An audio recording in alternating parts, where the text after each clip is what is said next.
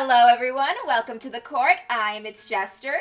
I hope you like the look of the new overlay I got here. I made it myself. I hope it looks good. Maybe it needs a little adjustments, but the text box should show up right around there. I call you guys the court. I think that's more fun than calling you chat. Today we're going to be playing The Letter. I tried really hard to figure out how to get Corpse Party Book of Shadows working again, but I just really couldn't figure out how to fix it. The game was pretty much broken in a way I couldn't figure out how to change. None of the text was showing up, none of the characters were talking, but it was still playing, and I guess that's just off the to-play list for now, unless I figure out how to fix it. But I got another horror game right here for us. It should be fun, and let's get started. New game. Oh, fuck! I was not expecting that jump scare. I'm just now realizing that the overlay contrast of, like, it being all nice and blue and sparkly, and then there's this game, this horrifying game. It's kind of funny. The Garden Mansion. It was built for Lord William and Lady Elizabeth Emigrand of Luxembourg, humble ambassadors of peace and beloved by their people. I'm gonna butcher a lot of names here, I just know it. Both were well known for their compassion and generosity, never failing to extend a helping hand to anyone in need. Under their influence and wealth, what was once a small, sleepy village grew to a prosperous and bustling town. However, the seasons of joy eventually ended when the good nobles perished at the hands of a great plague. Their riches and legacy were henceforth passed on to their only child, Lady Charlotte Emigrande.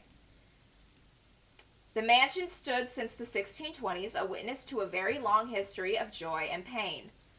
After Lady Charlotte committed suicide, the great house was eventually left uninhabited.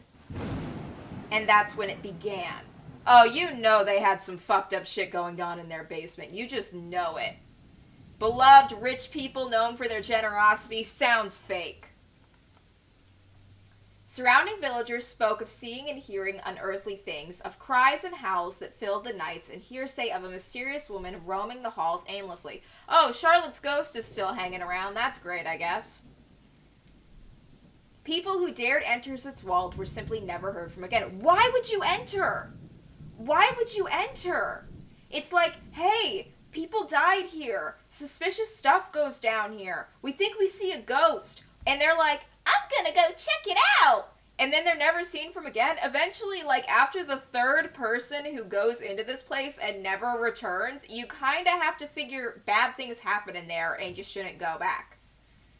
I mean, I understand wanting to go inside to, like, take all the valuables. I mean, no one's living in it. They probably have some really expensive jewelry lying around. But, like, still, come on. The ghost is going to take you. Even after 400 years, these stories remain much like the house itself. Whispers about the once graced house and its legacy and its curse still fall upon the villagers' ears. In spite of this, the current owners are convinced that these stories are nothing more than a hoax. I'm gonna be real. This looks like a really nice place to live. Like, if I came into ownership of a property like this and I was told, oh, it's haunted and people go inside and they never leave, I'd still be like, how haunted? Like, how haunted? Because I had an ex-girlfriend whose house was haunted. Well, she insisted it was. She said there was the ghost of an elderly woman that just kind of hung around and didn't do much. Sometimes she would take small things like chapstick, but sometimes if you were missing something, she'd put it on in a place you could find it again. Like, she lost a gift card for a store and she couldn't find it, and then one day it was on a counter and she asked everyone else who lived with her, did you leave it on the counter for me after you find it? And they were like, nope, and she said it must have been the ghost. Then again, she was also rather forgetful and misplaced things easily, so yeah, maybe she just forgot where she put stuff. Maybe her house wasn't haunted. With little regard for the truth, they had the Briar Reality Corporation place the property back on sale. It's like, haunted house for sale. Come buy a haunted house. You only risk dying a little bit. Like Pandora's box, the secrets that lie inside wait to be discovered by brave souls. No matter what happens, take care not to be consumed by the curse. Good luck. Oh God, was that directed at me?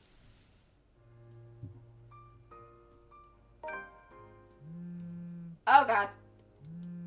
Hello? Isabella? Are you there? Where are you? I think she's at school. A familiar jittery voice comes from the other end. Oh, hey Rose. I'm at St. Goretti High. What's the matter? What do you mean, what's the matter? It's the mansion, silly. I'm here and you're late. Jeez, we're on shift together. You promised. Oh my God, please don't tell me you forgot. You were planning on leaving me to check this place out on my own, weren't you? Oh, if I was, like, supposed to explore a haunted mansion with someone and they didn't show up, I would not be going inside it. You chickened out. Calm down. You know I take my promises seriously. I'd like to believe that. So hurry up and get here. This place is huge.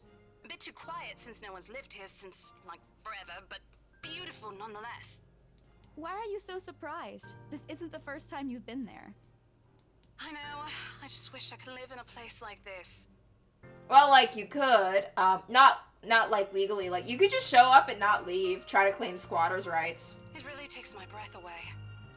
Yeah, well, I wouldn't be so sure about that. Not after the rumors that say it's haunted. Jeez, never mind those rumors. Ghosts aren't real after all. But if they are, they could take your breath away in a more literal sense. Maybe permanently. Forever. And even if they are, which they are not, they can't do anything. Oh, you're gonna be the first one to die, aren't you? They're nothing but spirits. Well, if one of them can figure out how to pick up and wave around a knife, then we're all screwed. Oh my God, a ghost grabs a gun. You don't know that. They might be listening or watching right now, and they might not be happy with you enough to curse you. No offense, sweetie, but that's a bit of a stretch. Believe it or not, it's better to be careful. Yeah, that's a true thing. Like, I actually had, like, I've known people who, like, don't believe in ghosts and then, like, go out of their way to do things that, like, they think if a ghost was real, it'd be pissed at this. And I've always been like, I don't super believe in ghosts, but I'm not gonna fuck around with them just in case I'm wrong. Like, I'm willing to admit that I could be wrong and ghosts are totally super real, and if they are, I don't want to piss them off. Right. You know, not every property we sell will end up with a dead body stuffed in a sofa. And I think that mansion is where we'll likely find another one.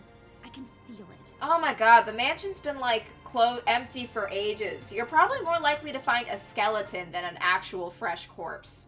That was one time, Isabella. Loosen up. Oh, one time? I think a lot of people would, like, quit doing whatever it is you're doing after the first time. Like, the first time you find a dead body stuffed in a sofa is also what you hope to be the last time you find a body stuffed in a sofa. You want it to be a singular incident. You want to avoid that becoming a pattern.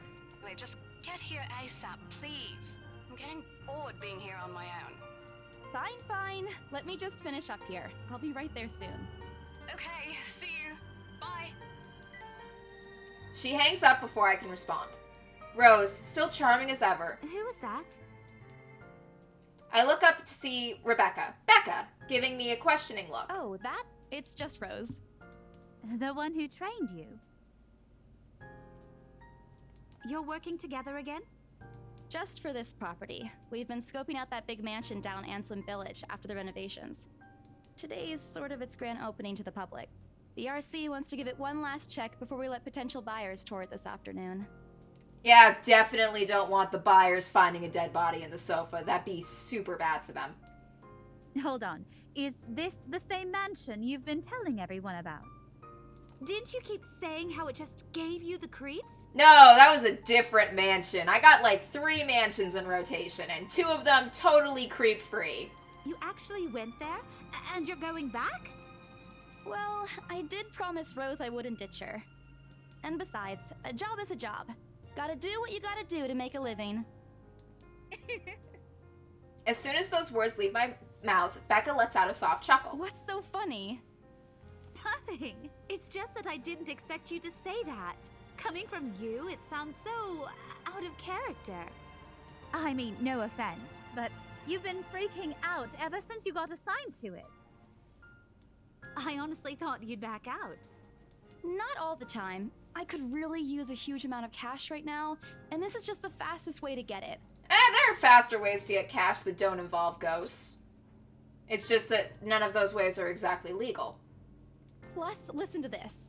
Briar Realty wants it sold as soon as possible, and the agent who lands the deal is going to get a huge bonus. They never give bonuses like that. Getting that would make life so much easier. They're desperate, I'm desperate, it's perfect. That is, usually when both parties involved are desperate, it leads to both parties making very, very poor decisions. Wait, what's this? Relationship? Oh! Isabella. She's close with Zachary, Marion, Rebecca, Ash, and Luke. Who's Hannah? Why isn't Rose on here? I like Rose. Rose is definitely going to be the first one to die, isn't she? Branching tree. This feature shows the outline of your current chapter and its contents others might deem as spoilers. Do you want to proceed? Nah, I'll go in surprised. I just want to, let's see, sound. I just want to lower the music a little bit so that we can hear. Actually, I'll just raise the characters' voices. That's fine.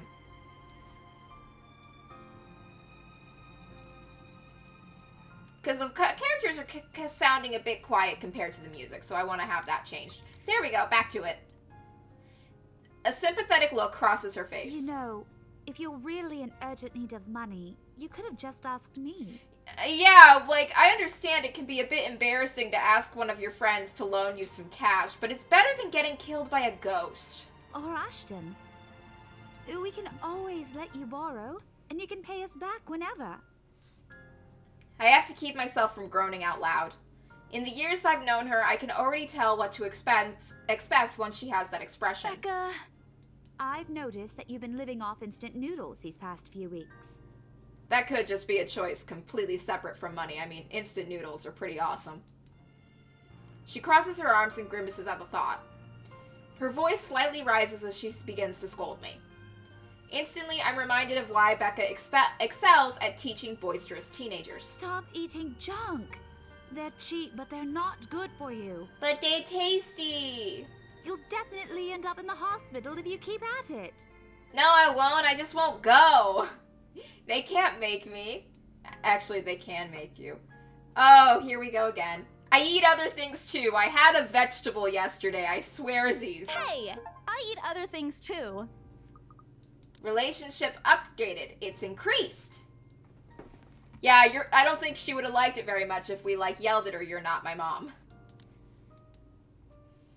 I fold my arms across my chest, mimicking her posture and giving the best frown I can muster. The same one I'd use with my younger siblings when they're being difficult. Instead, she only raised an eyebrow at me. That's not going to work on me. And I saw it when you were cleaning your flat last week. Were you looking through my trash, woman? The instant noodle cups outnumber everything else. Oh, so, can't you just, I don't know, cut up some broccoli and put that on top? It's fine. You're just exaggerating. Did you even see what's in my cupboard yet?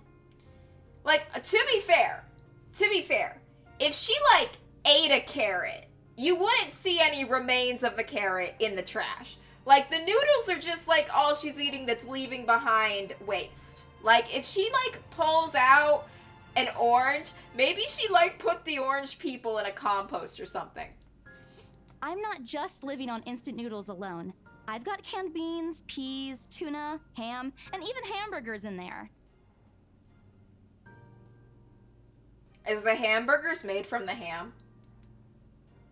Becca wrinkling her nose by the time I get to the end of the list, the small list. She even went a little green at the last one. I could have laughed a little at that if I didn't know it would only lead to more reprimands from her. Aren't those the same ones you won from the grocer's raffle more than a year ago? Oh shit, honey, you don't need to be worrying about the ghost. You got bigger problems. You've been eating so much expired food. Oh, I sincerely hope you're checking the date stamps on those things before eating them. I don't want a repeat of last year. Oh god, this is a repeat of last year? In any case, those are still not exactly healthier choices, Belle. She shakes her head, possibly laughing at some funny distant memory. When she looks up, I immediately brace myself. More words from her. Sometimes it's just better to let Becca talk until she's out of things to say. But when she turns her attention back to me, there's only warmth in her smile. What am I going to do with you? I don't know, you can just take me out to lunch and pay for it, and, make me eat something healthy, like a mushroom omelet or something. She says this more to herself than me, her voice shifting to something kinder, even motherly, if I'm looking for the exact word. I hope you know that it's impossible not to worry about you when you're like this. You don't have to keep eating the same thing. Didn't I tell you before? You're always free to reheat my leftovers. Thanks, Becca. I really appreciate it, but you don't need to keep babying me. Why don't you just move in with Becca? I don't know, you two seem to get along really great, and if money's tight, why not just be roommates? That would save you cash on rent, you could have more food, she wouldn't be as worried about you all the time because she would know you're doing okay. Why don't you two just, get a 2-bedroom apartment and live in it together? Just be roommates. And then maybe you both fall in love, I don't know, and then it can be and then they were roommates thing. You've been taking care of me since after I moved here. You have to take a break sometime. And before you ask again, no. You know I'm not a fan of borrowing money. And I'm not going to ask you to give me what you earned hard for yourself. You and your pride. But suit yourself. The offer stays on the table, though. I nod in response, if only to get her to drop the topic. But I'm pretty certain that I will never take that offer. Ever. It has nothing to do with pride. It sounds like it has a lot to do with pride. I've simply seen plenty of times how friendships can take a turn for the worse just because of a few unpaid debts. I don't want something like that to happen between me and Becca. We may argue a lot about small petty things, but she already feels like a real sister to me. I don't want to lose that friendship over something so trivial. Becca's movements when she takes a quick glance at something behind me snap me out of my thoughts. Well, enough chit-chat. Lunch is ending, and my students will be back any minute. We can catch up later. Good luck with your clients. You better treat us to lunch or something if you get that sale. You bet! With a small smile, she returns to her desk and begins shifting through the pages rather quickly of a rather thick history book. She's probably working on next week's lesson plan. Or trying, at least. Her eyes are distant, and she doesn't seem to pay too much attention to whatever's on the page. As if she heard my thoughts, Becca starts coughing heavily, her hand hastily going to her mouth to stifle the sounds. This is precisely why I followed her here. For someone who makes a habit of worrying about other people, Becca sure forgets how to take care of herself. Hey, you sure you can manage on your own? I mean, you're still a bit feverish. Hush, dear. Don't you worry about me. I'll just drink some medicine and I'll be right as rain. I level her with a flat look. She had a cold for a couple days now, something about the strange weather not agreeing with her lately. And despite my advice to take the week off and rest, I found her apartment empty when I dropped by this morning. Why don't they just move in together? They're good friends. They'd probably be really good as roommates. She'd have someone to look after her when she's sick. It would solve some money issues. It'd be a good plan all around. She even left the medicine her doctor prescribed. Look who's being stubborn now. You shouldn't even be working right now. Seriously, you big baby. I'll be fine. For now, just go to work and stop making that Rose girl wait for you. I'll call you if I still feel bad, and you can come pick me up if it makes you feel any better. She offers me a reassuring smile, and I can only sigh. Why do I even bother? There's no stopping her once she has decided on something. Defeated, I reach inside my bag to pull out the same bottle of medicine she left earlier. She looks warily at it when I place it in front of her. Unfortunately for her, this is the one thing I'm not letting her have her way on. All right, but don't forget what the doctor said. Drink this on time. I'll see you later, okay? There's an amused gleam in her eyes when she shifts them back to me. Look who's playing the mother hen now. Rebecca! Okay. I won't tease anymore. I'll make sure to drink it, Mom. Before I can retort, she casts another look at the clock. I take that as a sign to finally end the conversation at my short visit. With a small wave, I leave her alone to the classroom and her thoughts. I hail a passing taxi to take me to the property as soon as I leave the school grounds.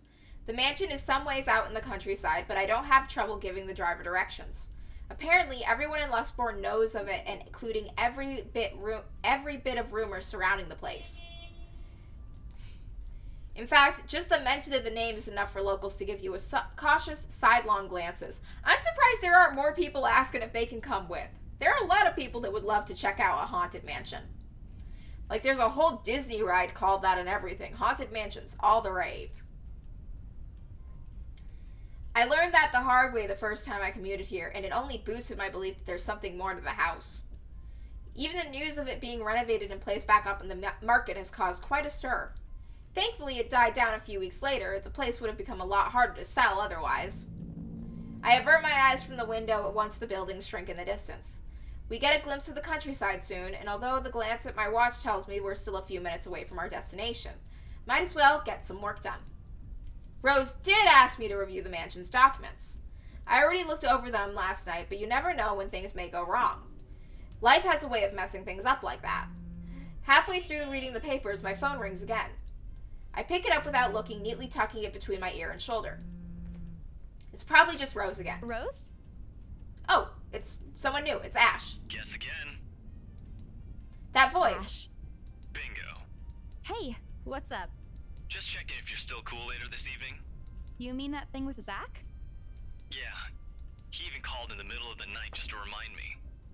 No, don't worry. I didn't forget. I'll be there. Cool. I'll see you later. What time do you get off? Around 6 p.m.? I don't know. It's the first day of the Ermengarde Mansion's open house, and we're expecting quite a number of potential buyers. I'll be booked the whole afternoon. Ermengarde Mansion? You know, the big Jacobean mansion at Anselm Village? I'm on my way there right now, actually. On your own? Yeah, well, Rose is already there, but yeah. I see. Looks like the scaredy cat finally toughened up. He is gonna show up pretending to be a ghost to try and scare us. I just know it. Shut up.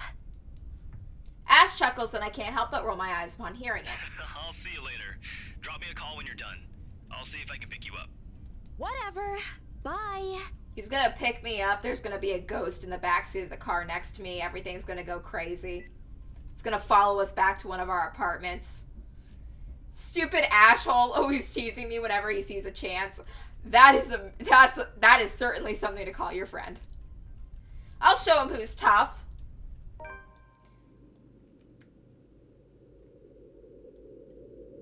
It takes a few more minutes until I finally reach the infamous mansion. I have to admit, the entire property does look wonderful from the outside. Yet, despite all this, it does nothing to hide that there's something just wrong. It's like, oh, the sins of rich people linger. The sins of the wealthy will forever linger in this location. The surrounding area is usually silent. Only rustling of leaves can be heard as the occasional breeze passes. Check the basement. You'll find fucked up stuff in the basement, I'm telling you. While Anselm Village is just a few miles away, everybody keeps their distance on purpose. You know, I don't know who would want to buy this mansion, because you gotta think about something when moving. It's all about location. And this sounds like it's pretty far away from, like, most places. It's like, you need to go get something from the grocery store. If it's gonna be an hour-long thing just to get to the grocery store, you know it's gonna suck living there. Then again, if you're rich enough to live in a place like this, you're probably rich enough to hire everything to be delivered. Perhaps out of fear, the horror of falling under the mansion's curse. Somehow, it makes me feel sad. The lack of immediate human presence just makes this place all the more eerie than it has any right to be. It's uncanny in broad daylight. I can't imagine how this place looks at night. Are you planning to go inside that place, Missy? No, I paid you to drive me out here just so I could look at it and then leave. The voice nearly makes me jump out of my skin. Without completely taking my eyes away from the house, I give the driver a confused nod. A beat passes while I wait for him to say more, but his only answer is a non-committal hum. Belatedly, it occurs to me that he must have been waiting for my payment.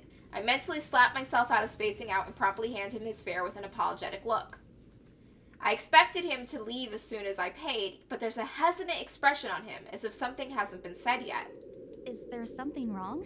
This is where it's gonna get all Dracula, and he's gonna start begging you, please, girl, please, for your mother's sake, don't go in there, and like starts insistently handing you a rosary. Look, Missy, I'm sure you've heard what the people are telling everyone about that place. Yep, super haunted, mega cursed, yep. Nobody likes to be disturbed when they're at peace. And I'm pretty sure whatever they say is in that house doesn't want to either. It's spooky. It's haunted. I admit they did a good job fixing it up, but there must have been a reason why even distant relatives of the family who used to own the house never lived in there despite inheriting it.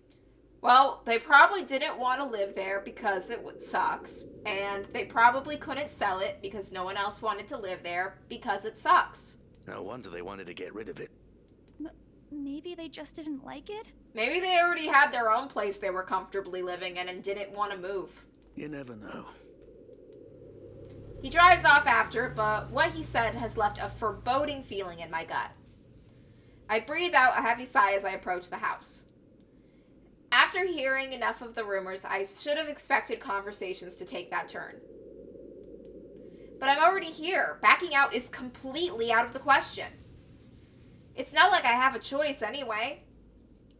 If I want to get that bonus and commission one way or another, I gotta sell this property. The drawer is ajar when I get to it, however, while my own copy of keys dangle uselessly in my hand. Rose must have left it open when she arrived. Oh my god, we're gonna find Rose dead in there.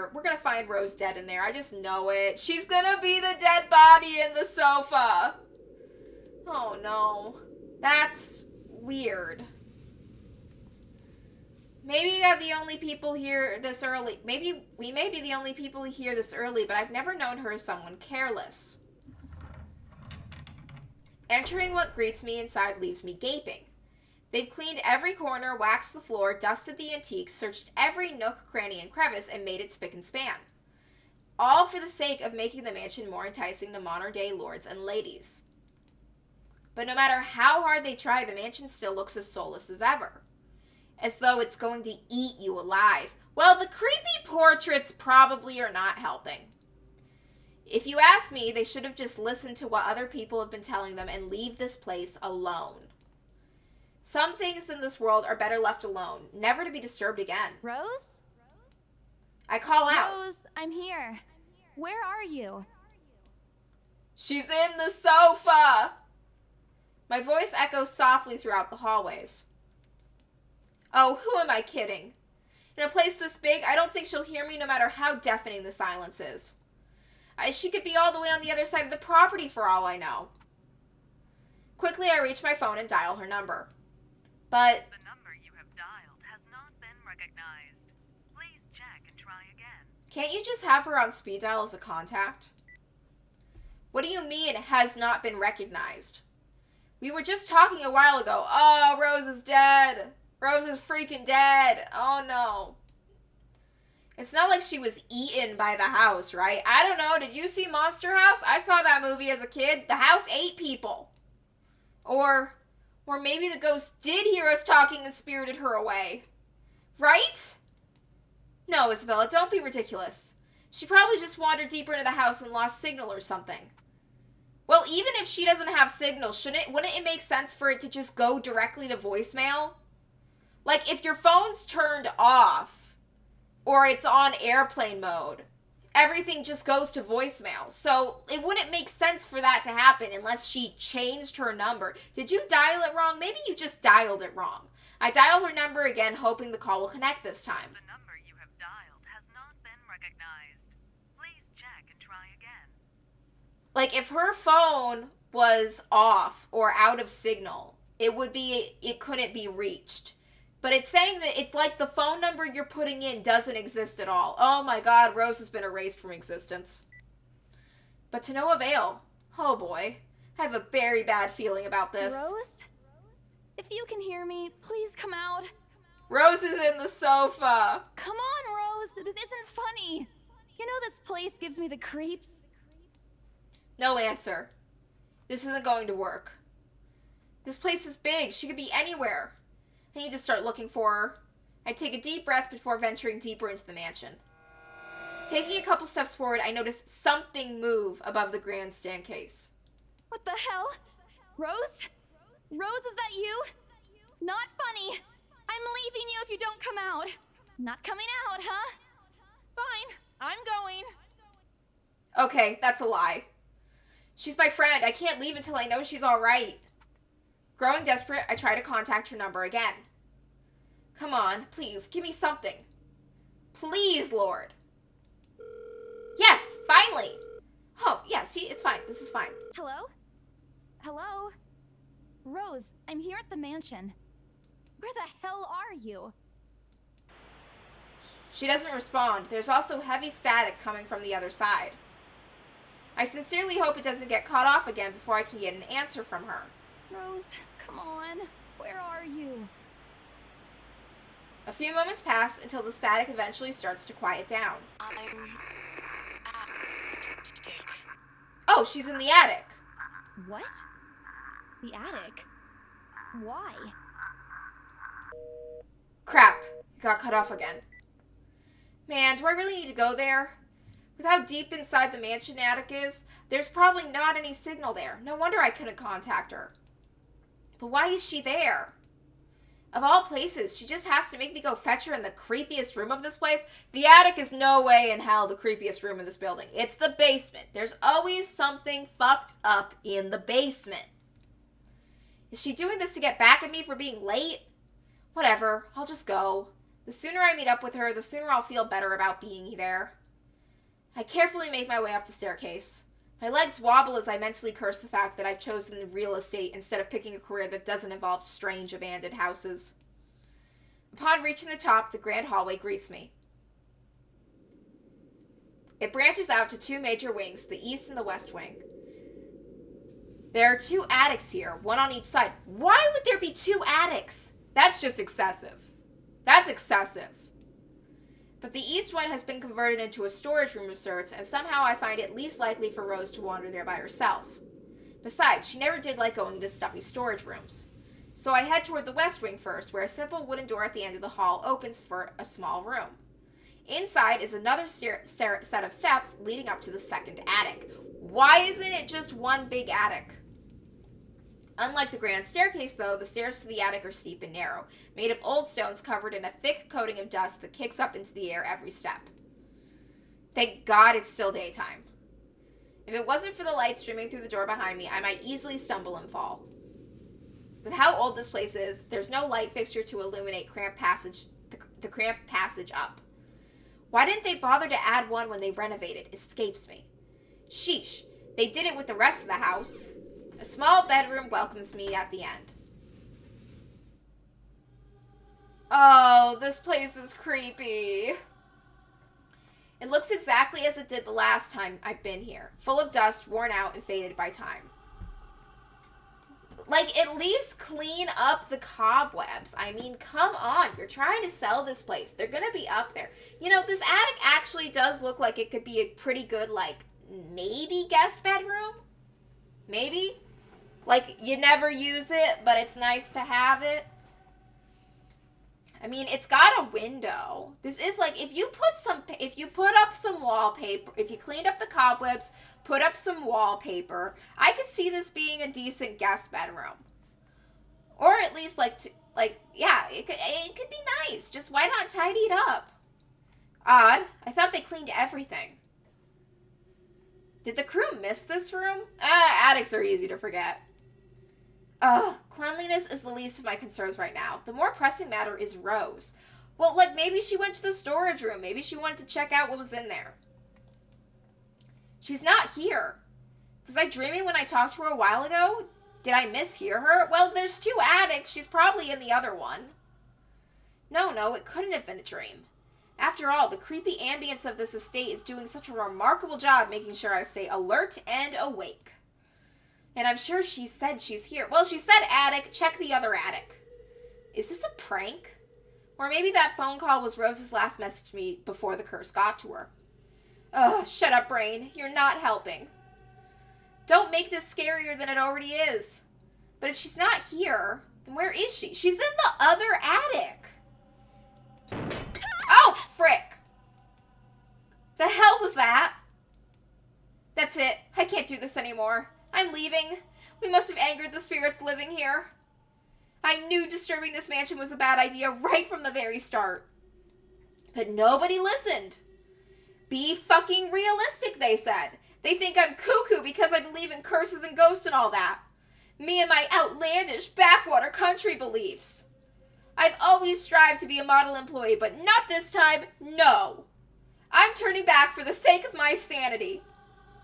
Briar Reality can find another agent who is more fucking realistic to tour people around this haunted house. Before leaving, I take one look at the gloomy old room, just to check. Huh? What's this? My worries about Rose's whereabouts must have caused me to miss it when I first entered the room. But there was something clearly on the floor. It looks like... A letter? Oh, don't read it! No, don't do it! Don't touch it! No touchy the letter, don't touch it! Lying on the ground just a couple inches away from my feet. Out of sheer curiosity, I leaned down to pick it up. Strange. I don't recall seeing this the last time I was here. A few days back, me and the other agents inspected this mansion to prepare for today. I'd been the last to look inside the attic and leave, but this certainly hadn't been here before. Someone must have left it in the room since then. Did Rose leave this for me? Check the other attic! Don't touch it! Don't touch the creepy letter you find in the creepy attic room! Was she here a while ago? I couldn't have missed her though, could I? There's only one set of stairs leading up to the attic. The letter isn't exactly in pristine condition. In fact, it looks rather ancient. The paper is so thin and roughed, I'm worried it will fall apart if I so much as touch it. But with great care, I open it, and what I read shakes me to my core. Oh! What? Shit! Oh my God. That is, help me, written in blood. Nothing but the words help me fill the page, and all of it is seemingly written with a crimson-shaded pen. Oh, honey, that's not a pen. That's fucking blood. Or blood. Yeah, it's blood. It's definitely blood. When in doubt, it's always blood. I gulp. The same phrase just goes on until... Send this to 5 people, or else. You know, I would get those chain messages all the time in middle school. Just ignore it. It's fine. Send this to 5 people or else. Who's 5 people you don't like? Or else what? Or else what?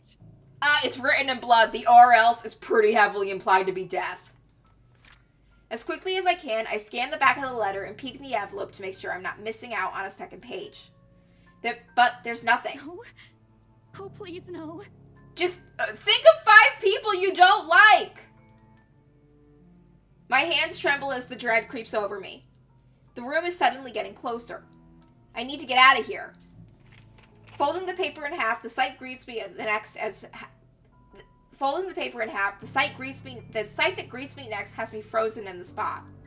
Oh, fuck! Oh, fuck! Oh, fuck! Folding the paper in half, the sight that greets me has me frozen in a spot. A pair of blood-soaked feet enter my field of vision, covered in gaping wounds with skin eaten to reveal flesh, bone, and all manners of things one isn't meant to see. It's too much. All of it is too much. I want to cry, call for help, but the words that catch in my throat, even my feet won't move, completely paralyzed out of terror. Lord, please help me. Okay.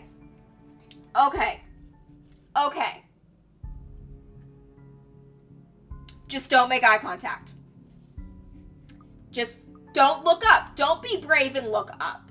Because don't look at it. Because you're not because what we learned from Corpse Party was that you're never supposed to look a spirit in the eyes. So don't look up. Just close your eyes.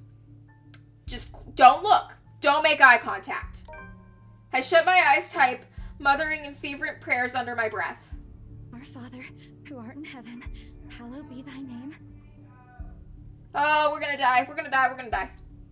Prayers taught to me as a child by Mama and Papa slipped endlessly through my teeth. Because God, oh God, if you had listened to any of my prayers, please listen to this one. And if God doesn't listen, at least I won't see the thing that kills me. A cold comfort. Okay, this is fine. Just don't make eye contact. Just don't make eye contact. I wait. And I wait some more. But then nothing happens. I dare to take a peek. No! Don't make eye contact! Oh, okay, see? I was right. See? Just don't make eye contact and everything turns out fine. I knew it. I am smart. Only to find the ghost or thing or whatever it is gone. See? Just don't make eye contact and you're solid. Relief washes over me shakily as I get up to my feet and head and back away towards the door. Wrenching it open, I sleep out without a second thought and make a run for it, down to the stairs and onto the hallway. I take a look back to make sure it isn't behind me. Any other person might have stopped, dismissed it as a trick of the light and an overreactive imagination. But I'm not taking any chances. I'm not giving that thing another chance to catch me off guard. I don't think I'll ever feel safe until I get out of here. Whatever it is, every warning bell in my mind is telling me that it's going to jump out at any moment and get me while I'm still in this place. I told them! I freaking told them! Oh man, oh man, oh man! Racing down the stairs, a breathy laugh escapes me and... my shoe slips and I find myself falling. Until my back hits the ground and pain racks my body. Oh shit! Oh shit, oh shit, oh shit, oh god, maybe we should have made eye contact. My head grows fuzzy and my vision dims as I fight to stay conscious. Go away. Don't make eye contact! The last thing I see are those feet before all I know is darkness.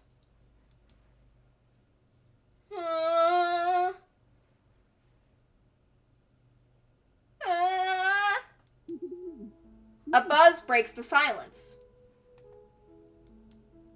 I start to rouse, pulled to consciousness against my own will. I've never felt this tired before. I just want to sleep, but the insistent buzzing, poking, and prodding isn't letting me. My old mattress may not be the comfiest place, but that doesn't make me any more eager to wake up. 5 more minutes, Becca. I swat away at the nudging persistently at my side. Come on, can't I just get a few extra minutes of sleep today? I promise I'll work hard once I'm up. A hand lightly taps my cheek, and something cold is suddenly pressed against the back of my head. The icy sensation slowly spreads through the area, giving me an uncomfortable feeling. Isabella? Isabella? Stop. Can you hear me? Isabella? The fog immediately lifts from my mind, and I recognize the voice as my eyes snap open. There, looking down at me, is Rose. Another woman is beside her, but my attention is too focused on my co-agent to even ask if there's why there's someone else with her. Oh, so Rose is alive! Great! Rose's posture screams worried, although she's keeping a straight face, or trying to at least. I can't help but feel bad for making her fret. The wave of dizziness washes over me as soon as I try to get up, forcing me to lie back down again. Luckily, the feeling subsides after a few seconds, only until a mild throbbing somewhere at the back of my head remains. With little assistance from Rose, I push myself upright. She hands me an ice pack and gestures for me to press it where I suspect a small bump has already formed if the light ache in that area indicates anything. All right, Isabella, where are we? The Ermengarde mansion. Why? Ow, my head. And the date today? October 21st? Rose. Last one. Can you count to 15 in reverse order? 15, 14, 13, 12, no, that's wrong. Why are we doing this? To see if you have a concussion. She's just checking if your injury is in any way serious. This time, I curiously regard the woman standing beside Rose. It's impossible to overlook her the way that she towers over us. And here I thought Rose was already tall. Who is she anyway? One of the remaining cleaning crews? But with how primly dressed she is, I don't think anyone would want to clean in such a suit, an expensive suit like that. The gloves alone must already cost a fortune. Her eyes shift between me and Rose, considering us an almost unreadable expression before finally fixing a sharp gaze on me. I can't help but fold my arms protectively over myself as she does so. She may be far from a cleaning crew, but she certainly looks like our supervisor during an evaluation. Just do it, please. I eye them both warily, but recite everything as she asked. Rose releases a breath of relief once I'm done. You scared me for a moment there. I was about to call for an ambulance. Are you alright? No, I saw a ghost and it was scary, and I fell down the stairs and it was scary. And now, complete stranger who I have no serious attachments to, you want to read this letter? Exasperation soon replaces the dull ache. The memory is a little fuzzy, but the attic and... There was someone, Rose. In the attic. Someone? You mean a client? Oh, that's unlikely. It's probably just one of the cleaning crews. The boss sent a few of them back this morning for some last-minute... Maybe they were wearing really scary socks. Like, sometimes you can get socks with, like, patterns on them. Like, you can make it look like your feet are, like, animal paws instead of, like, actual human feet because of the socks. Maybe they were zombie socks. Maybe they were just wearing zombie socks that looked really realistic. No, not any of those. I'm not actually sure. Wait, didn't I call you? You said you were in the attic when you answered. That's why I went there in the first place. Both Rose and the lady look at me like I've just grown another head. Did I say something weird?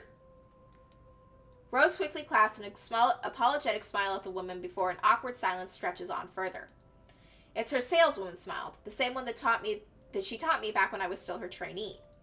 I should show this to troublesome clients, or just avoid trouble in general, she advised. It's also the same one she gives me when I've done something particularly absurd that may cause us to lose a potential sale. Her eyes are serious when she turns back to me. She shakes both my shoulders, gently squeezes me, and with as much patience as she can muster. As much as I'd love to have gotten at least a heads up of your arrival, I didn't really get a call from you. You know, signal here is absolutely horrendous. I was in the garden earlier and couldn't even make a single call. Probably why no one wants to live here. Isabella, I'm going to ask again. Are you really all right? What happened? I don't know. It's all a bit blurry. I remember I was looking for you, but you weren't in the attic. And there's... whoever it is. Then I must have tripped on a rug or something on the way down. Oh no. Do you think someone came in while you were out? You left the main door open. We are so going to get into big trouble if something gets stolen, Rose. Maybe they're just gonna steal the sofa that has a dead body in it. Perhaps it is a concussion. Are you sure you feel fine? We could still call for an ambulance. I could cover for you. Take the ambulance! Take the ambulance the hell out of here! No, I'm fine. I'm okay, Rose. I can work. Look, there is nowhere safer to... Look, if you are being haunted by a ghost, the safest place to be is a hospital. There's tons of people at a hospital. Wait. Hold your horses, Rose. I can't just miss an important sale because of a minor bump on the head. Yeah, so what if a ghost pushed you down the stairs? It's fine. You're a businesswoman. Focus on your career. An extremely minor bump. I've had worse when I was a kid. This is nothing. Besides, if I leave, you'll have to shoulder everything in the open house, alone. And in a mansion this big? Well, there's also the part where I may lose a bonus BRC promise, but that's completely besides the point. Rose gives me a spectacled look when I return the cold compress to her, and I push myself off the floor. I have to use the staircase's railings to steady myself, but otherwise, I feel fine. See? I'm A-okay. Go to the hospital. The two of them exchange a worried glance, and Rose assumes a contemplative look. I bite my lower lip in anticipation. If she says no... All right, you in. A smile threatens to slip out from me. If I see that you aren't feeling well, I'm taking you personally to the nearest clinic to have you checked. Clear? Clear as day, ma'am. Thanks, Rose. Please don't die, Rose. I like you. You insisted. But remember what I said. First sign of you looking not okay, and we're off. No questions asked. It's just a small bump. Don't worry. Yeah, small bump caused by a ghost pushing you down the stairs, woman. I mean, God. Prioritize that more a bit, okay? You shouldn't downplay these kinds of things. It could be a serious injury for all we know. Oh my, I'm feeling very concussed. Oh, so very concussed. I need to go home and rest. Away from the ghost. Suddenly, a small cough sounds against the walls of the foyer, interrupting our banter. The woman looking expectantly at the two of us, her stare making me shrink back a little on myself. She isn't really intimidating. Well, she is.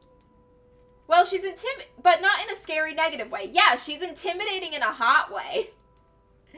Far from it, actually. Her demeanor simply commands an air of sophistication and respect. In a different world, a younger me probably would have wished to be like her.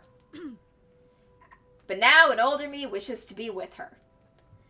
At our lack of response, she coughs again, lifting a well-trimmed eyebrow at me in question.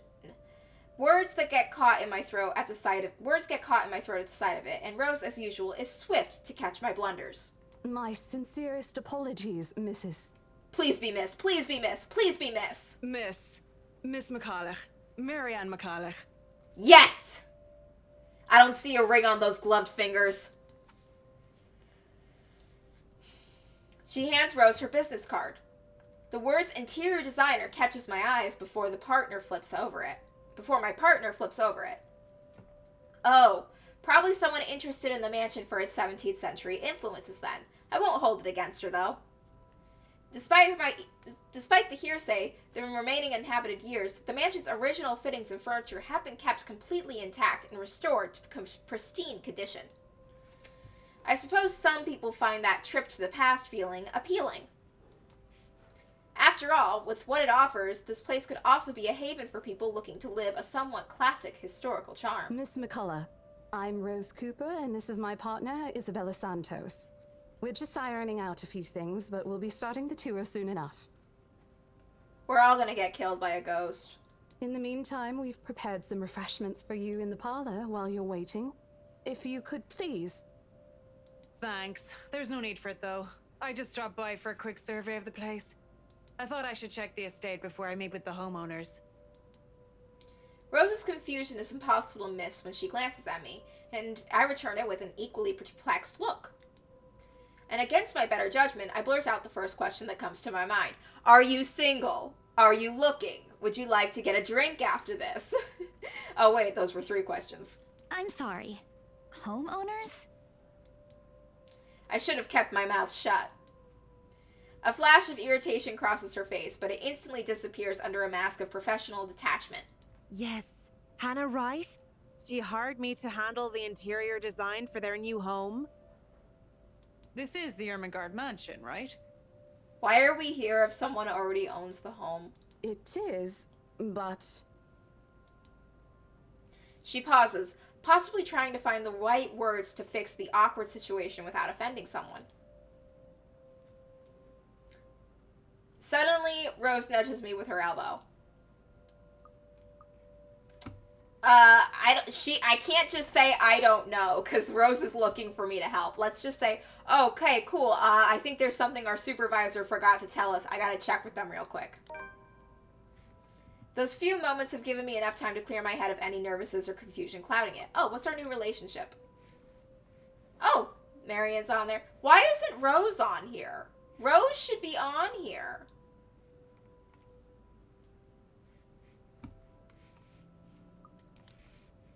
It is, ma'am, but we weren't aware the mansion has already been sold. What do you mean? I almost flinch when she turns her gaze on me, but I stand my ground. Besides, it isn't like I haven't dealt with awkward situations like this before. I may screw up at times, but that doesn't mean I haven't learned a thing or two in the 5 years I've worked in this business. The mansion is indeed for sale, ma'am. Today's the open house, in fact. However, we haven't heard anything from the higher-ups that a deal has already been closed for this particular property. If you'd like, my co-agent and me can check with them right now. She nods, seemingly in deep thought after what I finished. She appears to be a reasonable person anyway, given the proper explanation. She'd surely understand. I thought something looked odd. Excuse me, I need to call my secretary. Thank you for your assistance, Miss Santos. With a slight wave of her hand, she leaves us. Get out of here, Marion!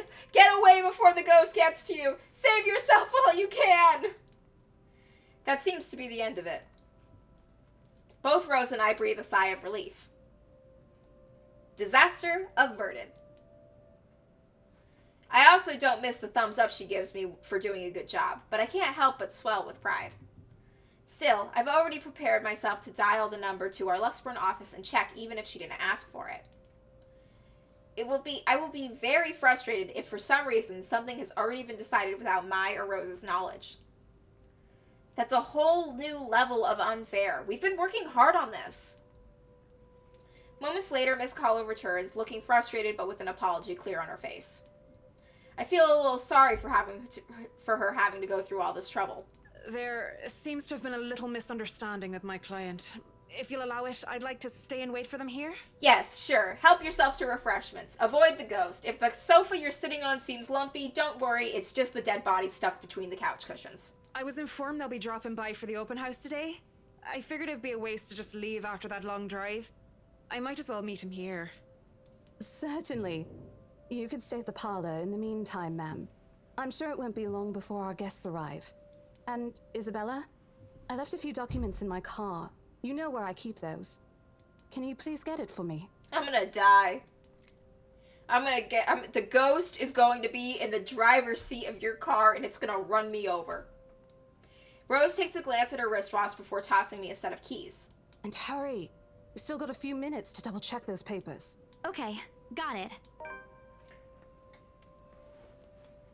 The two of them disappear behind the parlor's door. I'm just imagining if you're in like a horror movie and you're running from a haunted house and you're fleeing and you see your car and you're running towards your car to get in and drive away. And as you get closer, the lights turn on and you see the ghost is behind the wheel and the ghost tries to run you over. And then it's just the ghost in a car versus you. Their departure brings with it a stillness to keep me company, neither welcoming nor comforting. Alone like this, it's impossible not to think of what really happened. A ghost pushed you down the stairs. I wish the memory wasn't as elusive as it normally is. Then again, Rose already said she didn't receive any call from me. Was it just paranoia? A temporary lapse after having heard all those tales about this place? Probably. I want to think of it as such. Better to think of it as such so I can work in peace. Except a small part of my mind begs to differ, and if I'm going to be completely honest with myself, I want nothing more than to leave this place as soon as possible. I don't know what's in this house, and I don't want to know. The keys Rose handed me just dig into my palm, its jagged edges creating shallow ridges on my skin from how hard I'm clutching it.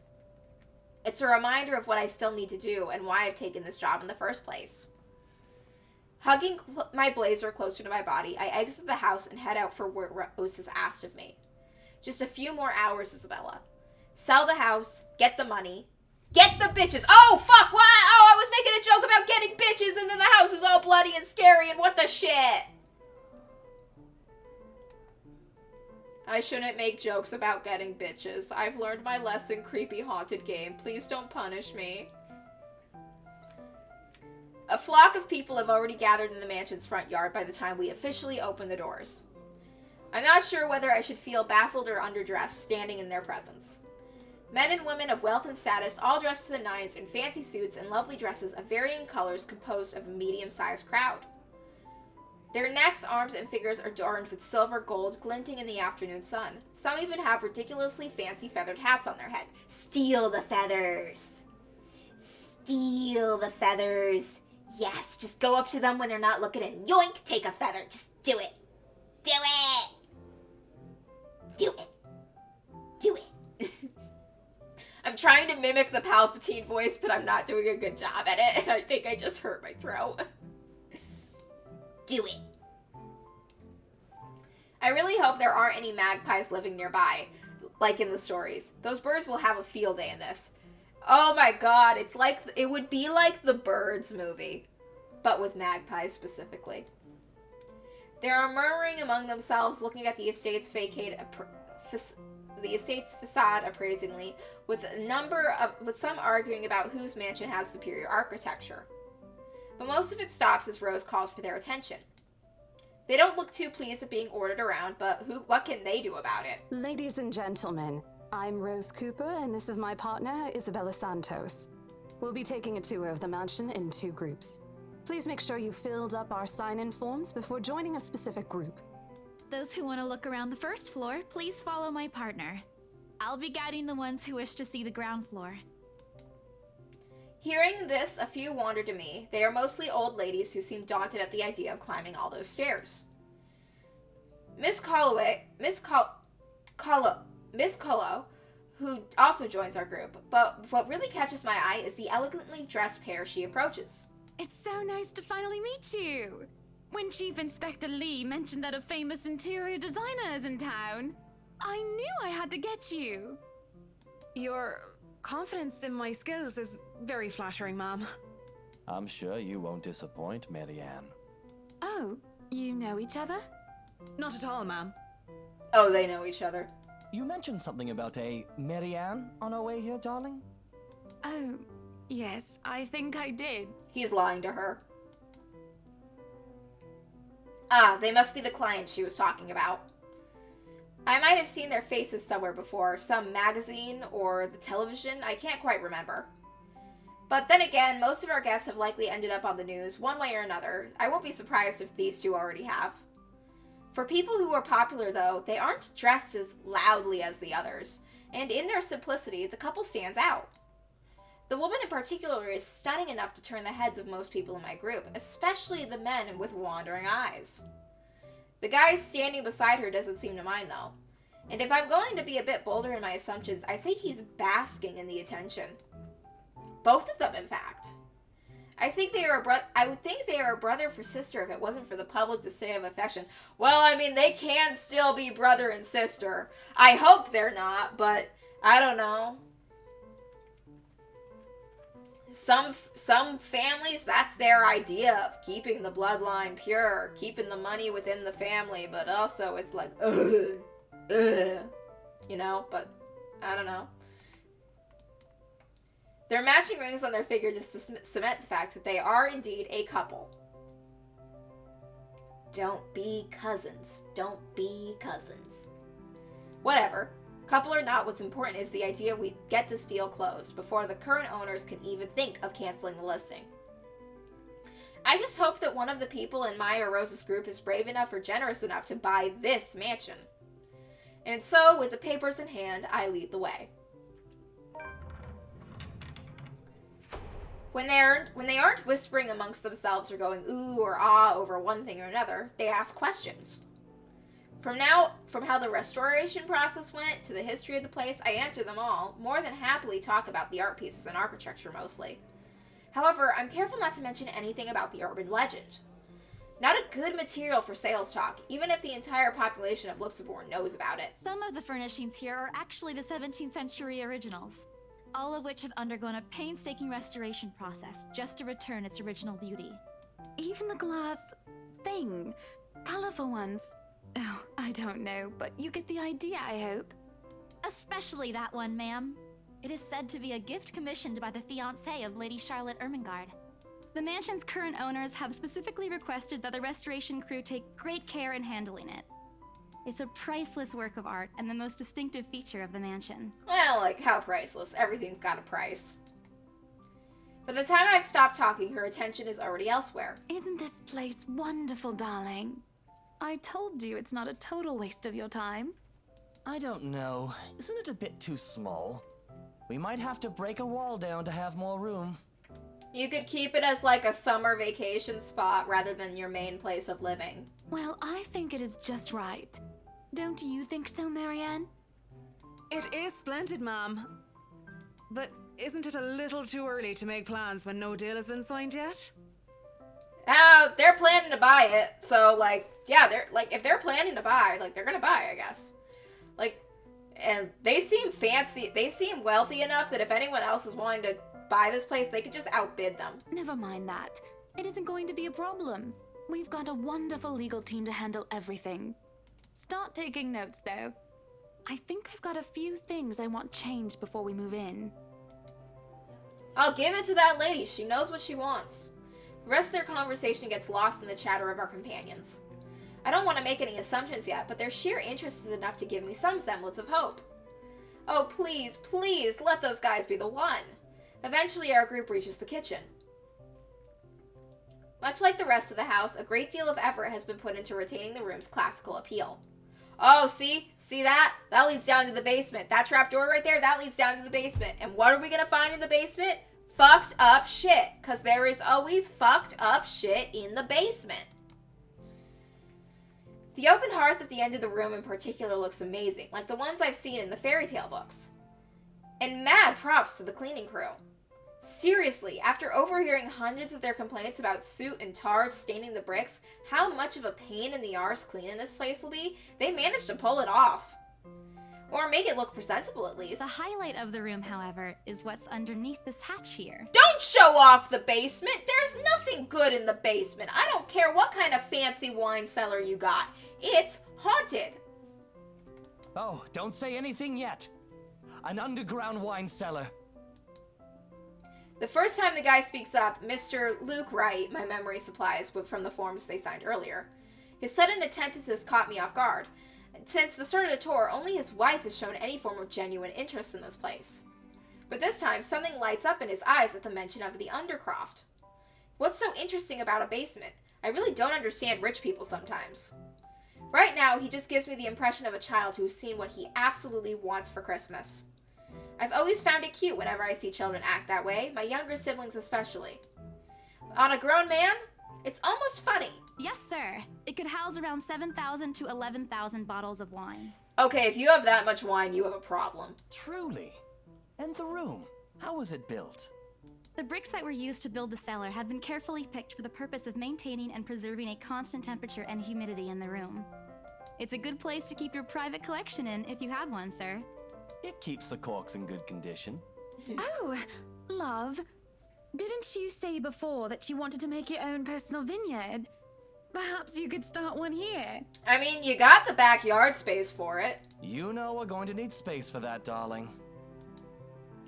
And this isn't big enough? If it's space you're worried about, sir, the Ermengarde mansion sits on a 46-acre lot. There's plenty of room for it. We were told that the original owners had a horse stable built here before, too. There's a contemplative expression on Mr. Wright's face, but it doesn't say anything further. His wife, however, seems really pleased that he has started to show interest, if only a little. I smiled to myself. I may not completely understand how these people's minds work, but I sure as hell know how to spot a buyer with sincere interest. Score. I can't wait to tell Rose. The rest of the tour goes by without a hitch. After more than a half hour, we'll be able to cover almost every room in the ground floor and are heading to the parlor. Funny, the first time the BRC had us survey this property, I kept complaining to Rose about how big it is. Now, I can't even bring myself to care, no matter how much my feet hurt. Maybe this is just my excitement over a possible sale? When we reach the parlor, however, an odd feeling washes over me. It starts off as small goosebumps on my skin. The feeling of being watched intensely. Yeah, the freaking portraits. They're looking at you. I hear whispers. I hear whispers. Whispers in my ear and shadows dancing, lurking in the corner of my vision. Dark silhouettes that are gone when I turn to look. A chill sends down my spine, making me feel sick, and I start to break out in a cold sweat. I can't do this. I need to sit down for a moment. The old ladies in the group have been requesting a break for a while anyway. If I can just... Excuse me? Everyone? We will be taking a 15-minute rest here before we visit the first floor. In the meantime, please help yourselves to the refreshments and snacks we've prepared.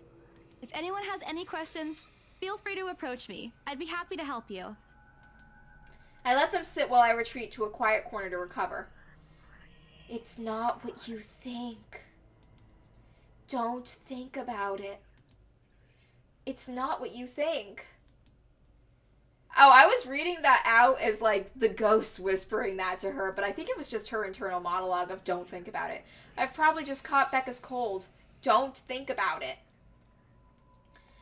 I'm left alone for a good while, the same words spilling out of my lips in a... Oh, I need to take a break. I need to take a break real quick to take a call. I'm getting a call. Sorry. Let me just... Be right back.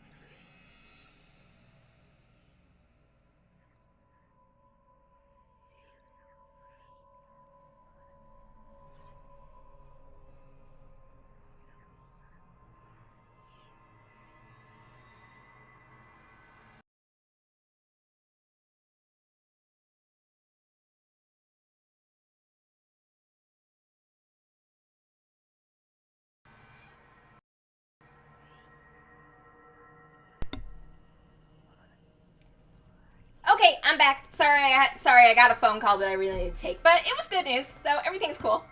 Now back to horrible things happening to people in games.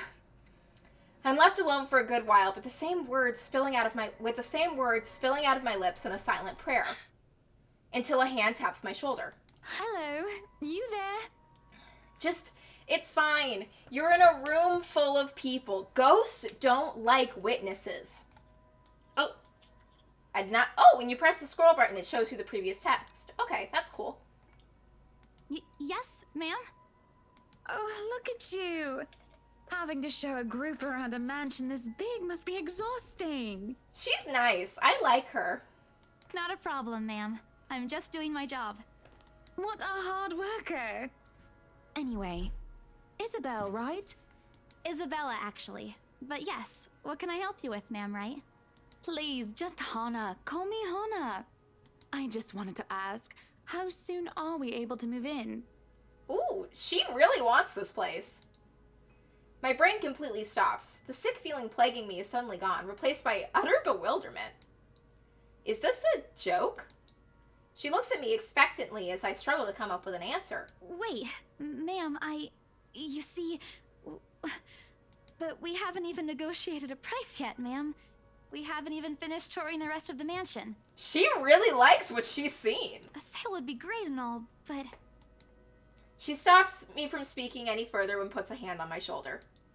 For a moment, her tight smile, she looks as if she's tasted a particularly sour lemon. Oh, please, sweetie, don't insult me. Money is not a problem.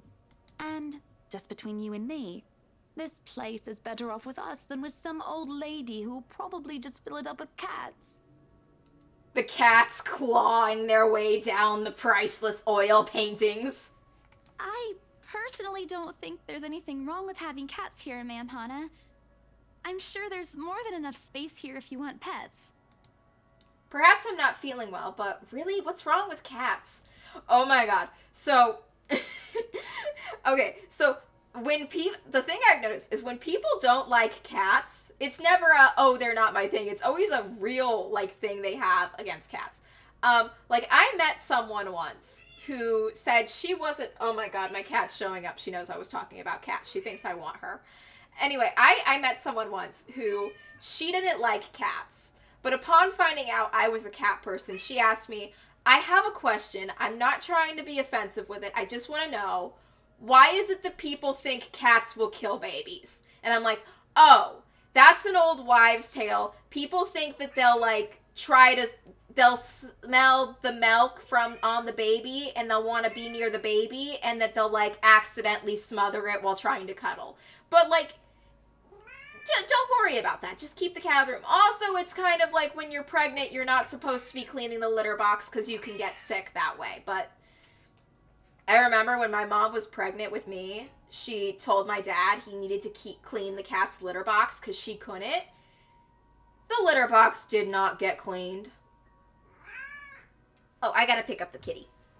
Come here, kitty kitty. Up on my lap. There you go.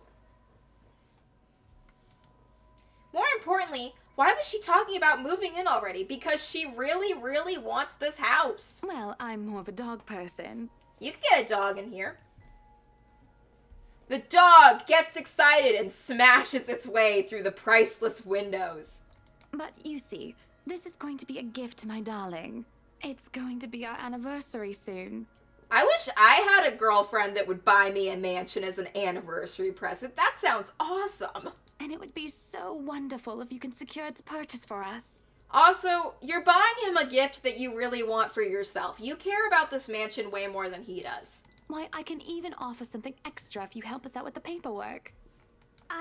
We actually have a process for this, ma'am. I don't really think that would be necessary or appropriate. And just what are you two lovely ladies talking about here?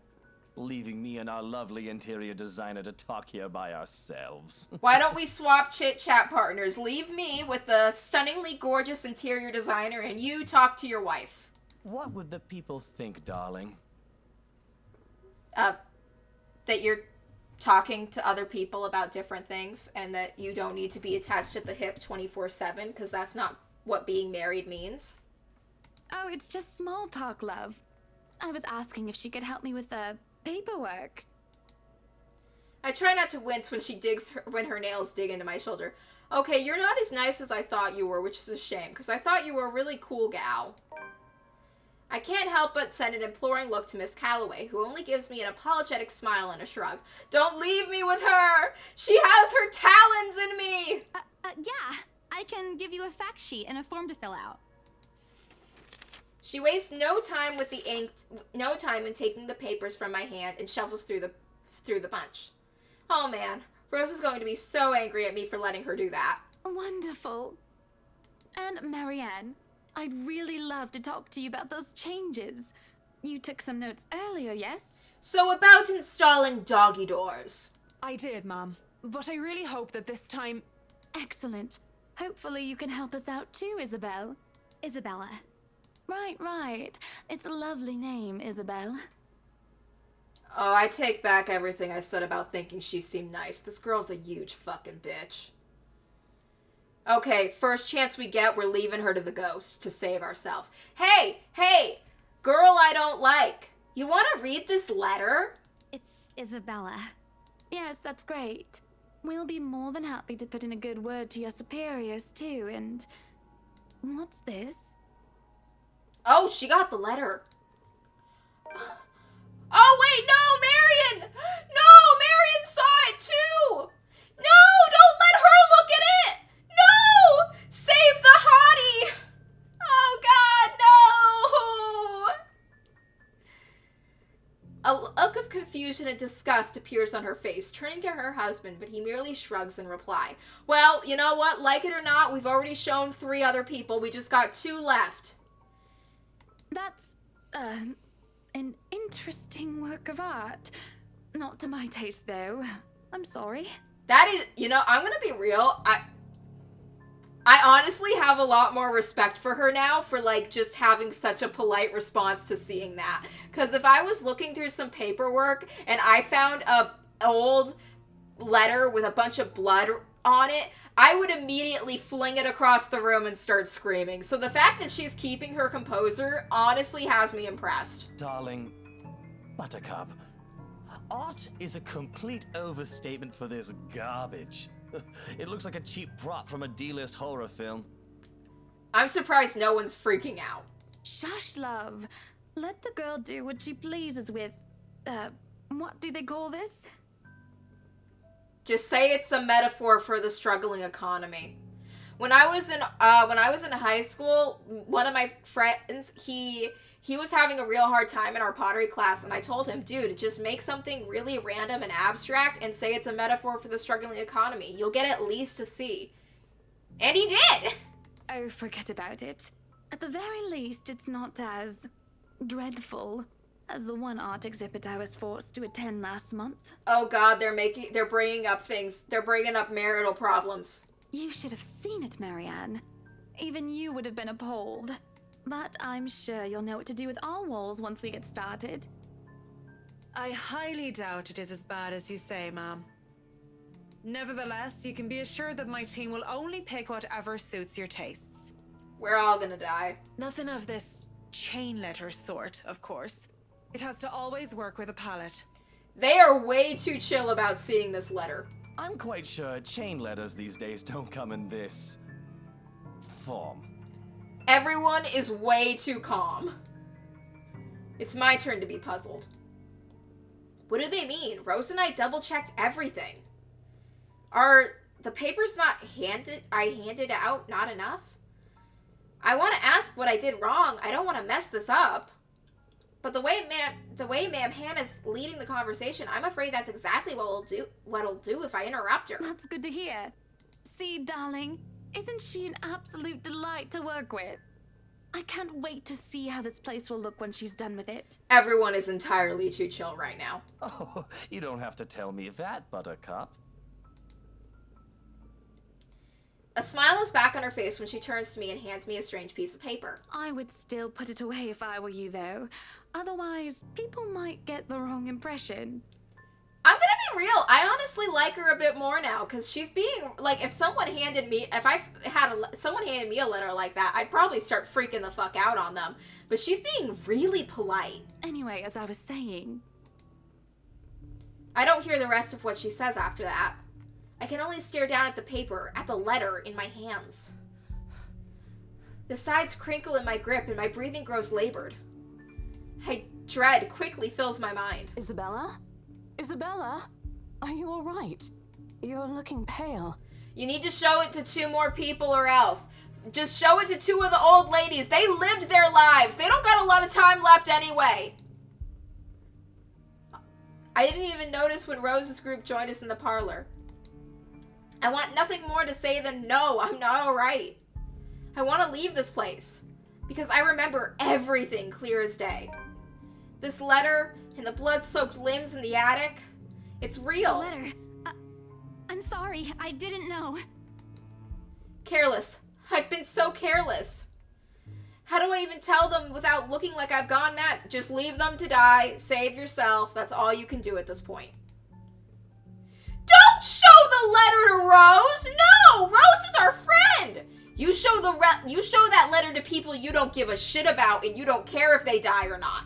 Okay? You don't show it to your friend. Don't show the letter. Rose, Oh, Marion increased, I guess, for some reason. The words are stuck in my throat. I want to tell her. I really do. But is she going to believe me? She already dismissed me earlier. Don't show her the letter. Keep her out of this. It's a concussion, she said. It's not. Is there really something in this house? In that attic? In that letter? It's going to go after us. Please, believe me. Dear me. Is Isabella alright? No, we're gonna die. You're dead. Man Hannah's voice breaks through the haze, beginning to cloud my mind. Rose is looking down on me, worry etched on her features. I didn't even notice when she removed the wrinkled papers from my hand and pushed me down and sit in a nearby tent. No, don't let her read it! She's gonna get wrapped up in this! Leave her out of it! From the edge of my vision, I can also make out Miss Holloway asking a passing food server for a glass of water. Through it all, Master Wright stands on the side. Although curious, he appears more inclined to watch the scene than help. They are all as likely to believe me as Rose does. To everyone, whatever's in this house is just a hoax. A cautionary tale for children. Isabella, do you need me to call that ambulance? Yes! Take the ambulance out of here. Okay, if you're like, okay, as horrible as it sounds, you could find people who are like, while you're at the hospital, you could find some people who are on their way out and show them the letter. I mean, they're on their way out. She offers me a drink, but I push it away. I need to get out of here before I cause an even bigger commotion. Clear my head. Take a breath of fresh air. Anything to take my mind off things. No, girl, no. You're in a room full of other people right now. The ghost isn't good. The ghost wants you to be alone before it does anything. Stay with the group. Stay with the group. When you're under a mysterious haunting, the importance of the buddy system is what will keep you safe. No one is going to believe me anyway. No, I'm just feeling a bit out of it. Excuse me. I'll be back. I just need to catch my breath. Sit there, drink a glass of water, take the ambulance to the hospital, show the fucking letter to 5 people. You've already shown it to 3. Find 2 people you don't give a shit about. Show them the letter. Just don't, no. What? No, don't leave. Don't be on your own. Bowing my head, I mutter a quick apology and gather my stuff to make a quick exit. This is how you get killed.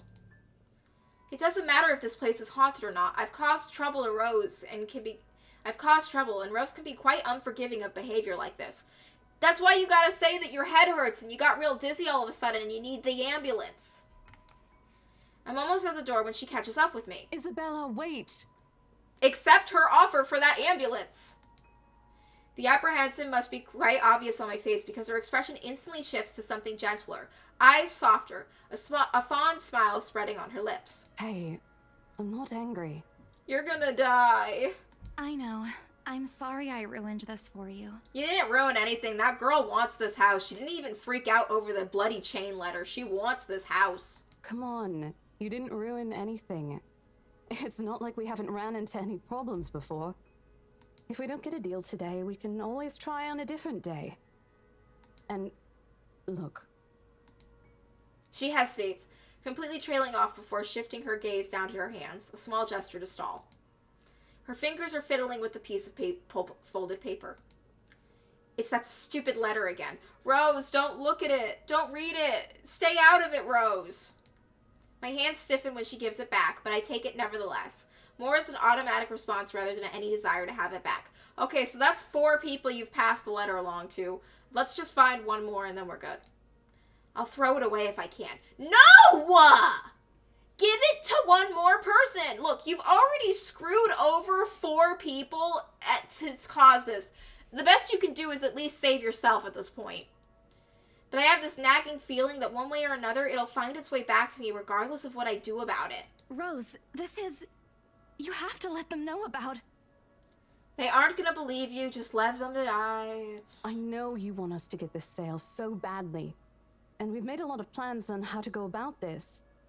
I mean, who wouldn't? This is the first time I've been assigned to a property like this. It's gonna be the last time too, because you're gonna get killed by a ghost. You're not in the relationship chart. If you're not in the relationship chart, it's because you're gonna die. I've sold plenty of houses before, but nothing like what we have here. It's a beautiful house. I'd love to get one of my own if I ever win the lottery. You're gonna get killed, Rose. But I think... Look, here's the thing, Isabella. If we are going to do this, work on something, I don't know, this big, I need you in top shape. And the way you are now... You need to go to the hospital. My mind stops. What? Wait. No, I can still work. I just need to get myself together. You have a concussion. That's what you said earlier. I let it go because I thought, hey, it's your own body and you should know more than anyone how you feel. But after this, I really think you should take a break. You fell down the stairs. They found you unconscious at the bottom of the stairs. Like, come on. You're kicking me out? For your own safety and health. No, I'm not. Look, all I'm asking is for you to take a seat somewhere I can see you, and let me handle this for now. You didn't even drink your water. You need to stay hydrated. You're gonna be running from ghosts later. You're clearly not yourself, and I honestly could use some time not worrying when you'll fall over or not. The day's not even over, and I'm already feeling the stress. Please, humor me just this once. She clasped her hands together in front of her eyes, pleading for understanding. And I do understand. To some extent. It doesn't mean I feel any less awful. Whether at myself or at the unlucky situation or her, I don't really know. I promise I'll give you a full report of what happens after. I'll even let you take the lead tomorrow. Fine. Okay. I'll step aside for now. You're upset. Yeah, she's more upset about the whole not being able to do her job thing than she is about the whole ghost thing, which is, maybe be a little bit more upset about the ghost thing? A little, yeah, obviously. If it's any consolation, I won't tell the boss about today. You know how he is. Please don't. I don't want a repeat of the lecture I got during my first assignment. Is falling down the stairs a habit of yours? He called me a noob, and I don't even know what that means. Newbie. Newbie. At the memory, we both burst into helpless giggles, earning us strange looks from the guests milling about the door. Talking and laughing like this, it's easy to forget any missteps that happened. Little things you learn to appreciate, I guess. So, are we good? Yep. I'm still not okay with it, but Rose has a point. It's better for me to step out of this one for now. I won't be able to help you anyways if I keep getting distracted like this. Maybe I'll just take a walk outside or something while I wait for you to wrap things up. Do not wander off. That's when the ghost will isolate you. Please, just stay put. I insist. Sit in a chair and drink your water. Just sit in a chair and drink your water. I'm not an invalid, Rose. Sit in the chair and drink your water or the ghost is gonna push you down the stairs again! You clearly have not seen how you looked earlier. It's not that bad. You were found unconscious at the bottom of the stairs. That's pretty freaking bad. Color hasn't even returned to your cheeks yet. Just stay here, all right? Don't even think of going anywhere. Let me finish what I'm doing here, and then I'll take you back to Luxembourg myself to have that minor bump checked. Honestly, Rose should just be flat out calling the ambulance and telling them, guys, you might need to sedate her. She's gonna fight it. At least wait for me to call someone who will fetch you, okay? She's gone before I can voice one word of complaint. Left with nothing to do, I find myself drifting back to the foyer. A few visitors linger in the area, some merely enjoying the afternoon sunlight streaming through the stained glass windows. Others can be seen admiring the priceless antiques decorating the room. One group of elderlies, some gathered some ways across from me, is occupied in a friendly banter about which one would cost more to buy. A little argument here, an occasional laughter or teasing there. I smiled at myself. The conversation reminds me that I've been missing these past few months. Rose is probably right. I do need a break. Maybe this afternoon's hangout will help. Speaking of, I should call Ash. It's a few hours early from what I've told him, but he did ask to call once I'm done. Besides, I don't have a ride back. He offered, so I might as well take it. Yes, get the hell out of here! Or bribe him into giving me one. Not that he'll ever accept later, personal convictions and all. Honestly, if there's something I find admirable about him, it's, despite his tendency to annoy the hell out of me, it's that, well, whatever way works, a free ride is a free ride. There's Rose's offer too, but despite what she says, I know she's busy for the rest of the afternoon, especially without me assisting. Bothering her for a favor as small as this is the last thing I want to do right now. A couple of minutes and a few prayers asking for a decent signal later, the call finally connects and... Shit! What's up, I'm Ash from Deluxe City. Baggers, watch out, can't beat me. Looking for trouble? Better not lie. I'm a cool dude, pretty fly for an Asian guy. Sup, I'm Ash from Deluxe City. What? Baggers, watch out, can't beat me. Looking for trouble? Better not lie. I'm a cool dude, pretty fly for an Asian guy. Oh my god. Sup, I'm Ash from Deluxe City. What? Shit, how loud is this thing even? I kinda like it. A sharp ringing fills the entire hall, disrupting the pleasant quiet that has settled. Soon enough, heads begin turning to the source, mine included. My eyes dart to the small crowd before zeroing in on a lone figure couched behind the group of old people checking out the decor moments ago. He is facing away from me, fumbling with something in his ears. Oh my god, Ash, is this your ringtone?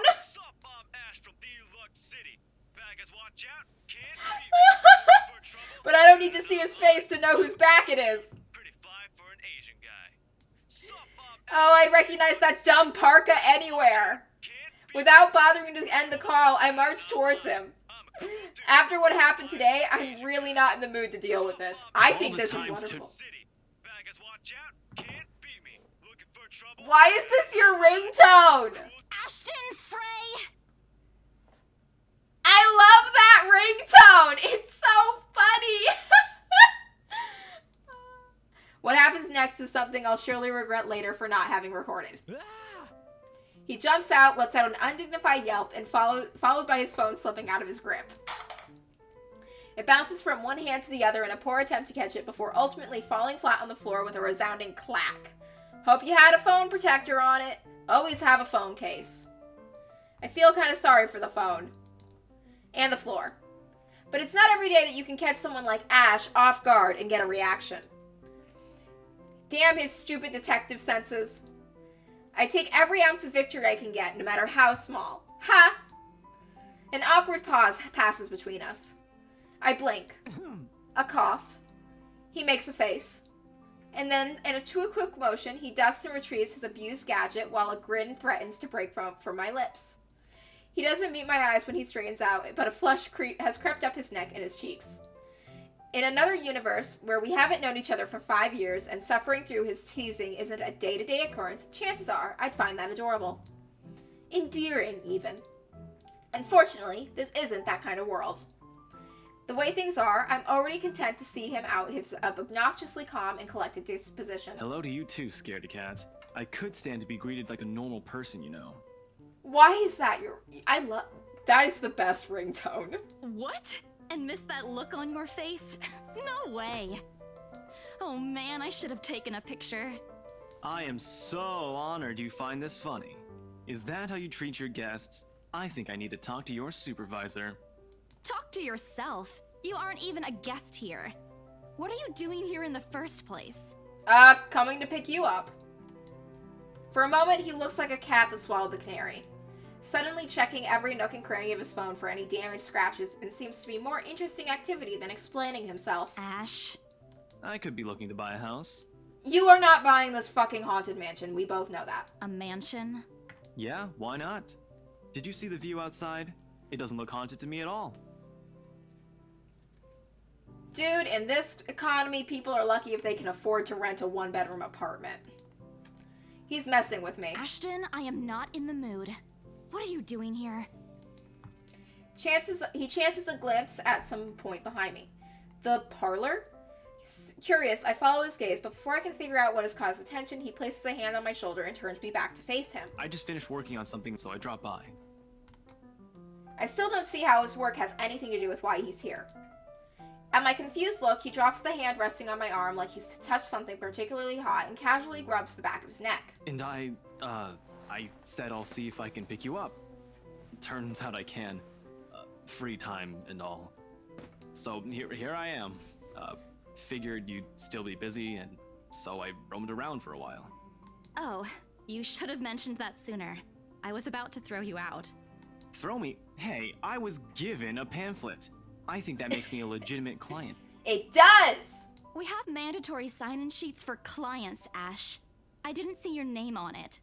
He put down a fake name. And you can't just roam around because it says open house. Normal people actually follow an etiquette here. Right, okay. I think I'll just go ahead and... No, wait. I wasn't really going to throw you out. Rose said... Never mind. I was just about to leave anyway. Wait, what? Now? Something must have shown on my face because he pauses and gives me a long, hard stare. Sometimes I forget how easy reading people is for Ash, given how often he looks as if everything around him is a chore. I avoid his eyes, hoping he'll drop the subject and won't ask for any more questions. The last thing I want is to tell him what happened, especially the part about the letter. In fact, he's the last person on Earth I'd ever think about telling it to, even if I can help it. Sure, he's a dependable guy. God knows how many times he's helped me, even without me asking for it. But stuff like ghosts and the supernatural, he'll never believe those, even if he hears it from a friend, except maybe if it's Becca. On a good day, the most harmless thing he'll do is give you an explanation of why those things have no chance of ever being real. At worst, he's insufferable. He'll poke fun at you every single chance he'll get. Ashhole! What did I ever do to him? He never does that to Becca or Zach. I can already imagine how things will go down the moment I spill a word of what I saw. Nope. Over my dead body. Well, it very well might be. Oh my god. Before it catches his attention, I shove the letter deep into my bag. What's wrong? Nothing. Let's just go. Doesn't look like a nothing to me. We still have Zach's movie tonight, remember? It's still early. And didn't you say your shift will end around 5 or 6? What about... Hey, Isabella, wait up. The ghost is in the car waiting for us. It stole his car keys. A rush of air greets me as soon as the main door opens. Not the usual autumn draft, but it's a welcome change from the stifling atmosphere of inside the mansion. Ash's footsteps are quick behind me, the soles of his shoes thumping hard against the polished concrete in an awkward cadence as he rushes up to catch me.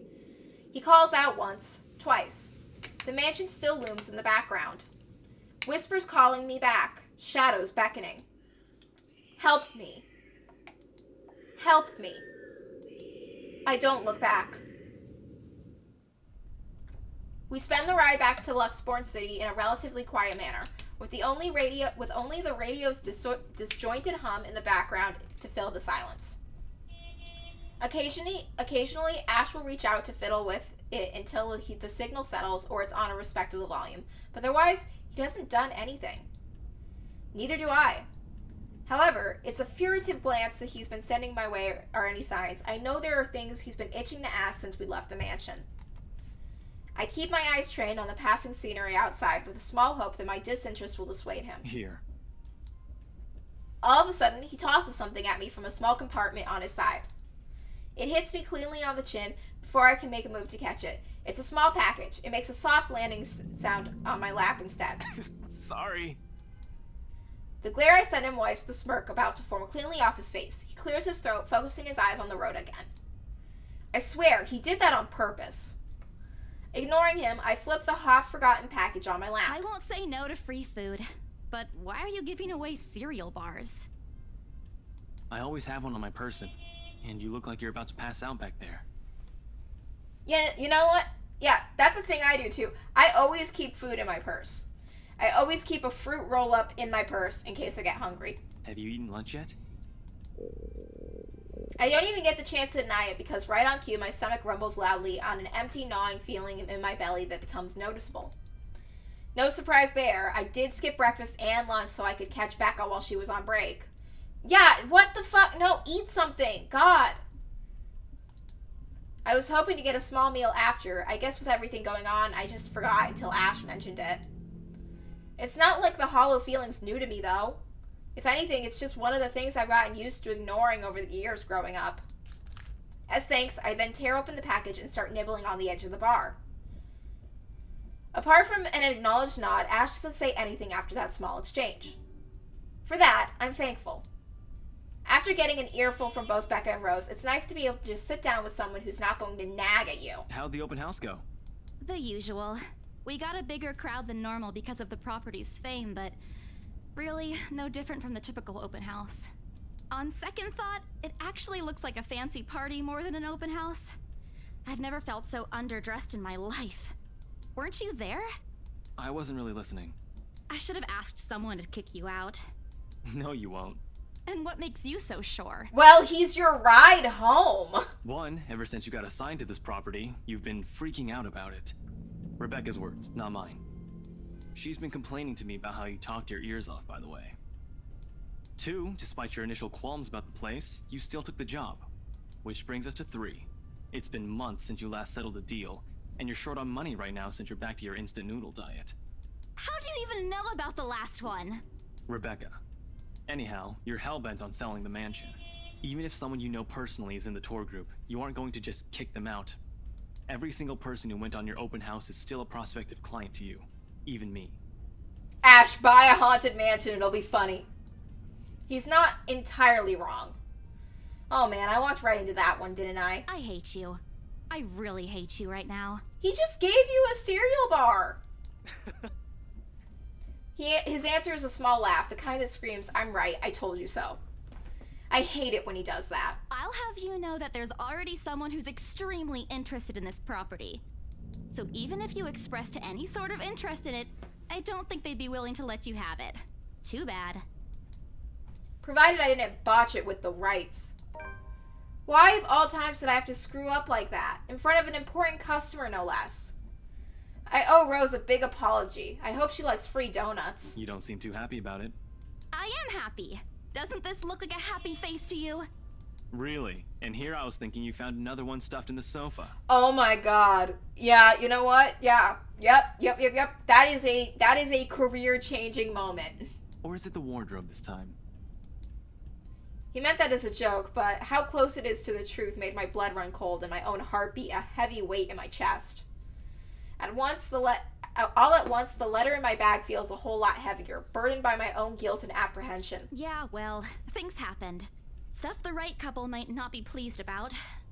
No need to make a fuss about it. It's normal in the business. You made them angry? Not angry. Just stuff happened.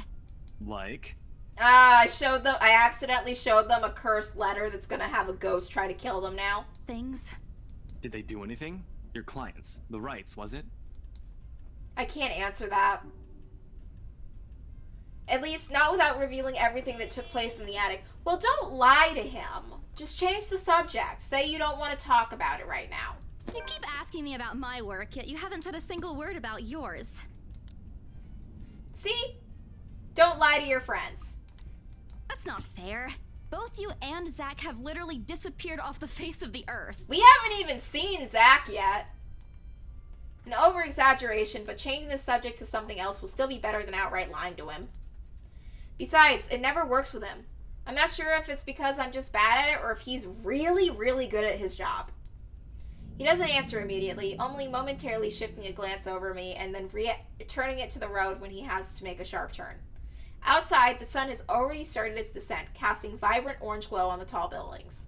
I wonder how long before we reach the venue of Zach's film. Checking the street signs outside, appears Ash has taken the longer route. Odd, but he's probably trying to avoid the rush hour traffic. Didn't we just talk a week ago over chat?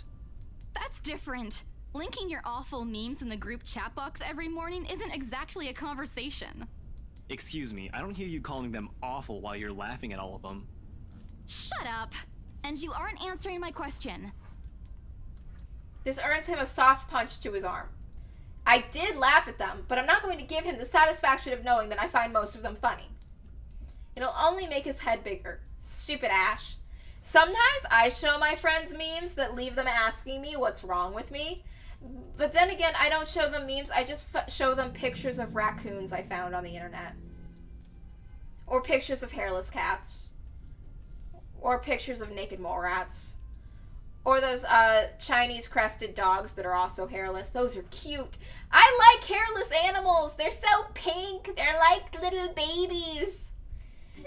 Everyone else thinks they're creepy though. All right. Lay off on the abuse. Remember that case I mentioned before? We've been trying to pin the bastard down, but it required more work than we anticipated.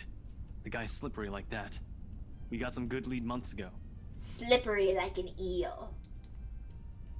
He recounts what we've been doing in time since we haven't seen each other. His usual work, the occasional small investigation, and the big case he's stuck working on. Stuff he couldn't mention in the brief time we managed to catch each other online.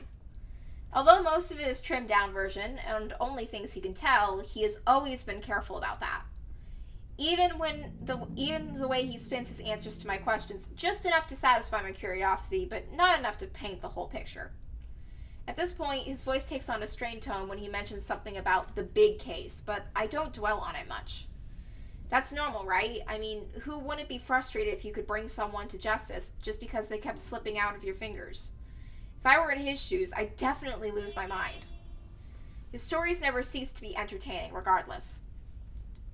If things weren't the way they were back home, maybe I would have considered taking on the same job as him. Well, no, not really. Mama would never allow that. But the idea is still there, along with the countless others I've let go. Time passes quickly before us in this manner, but before I know it, we are already at the movie house.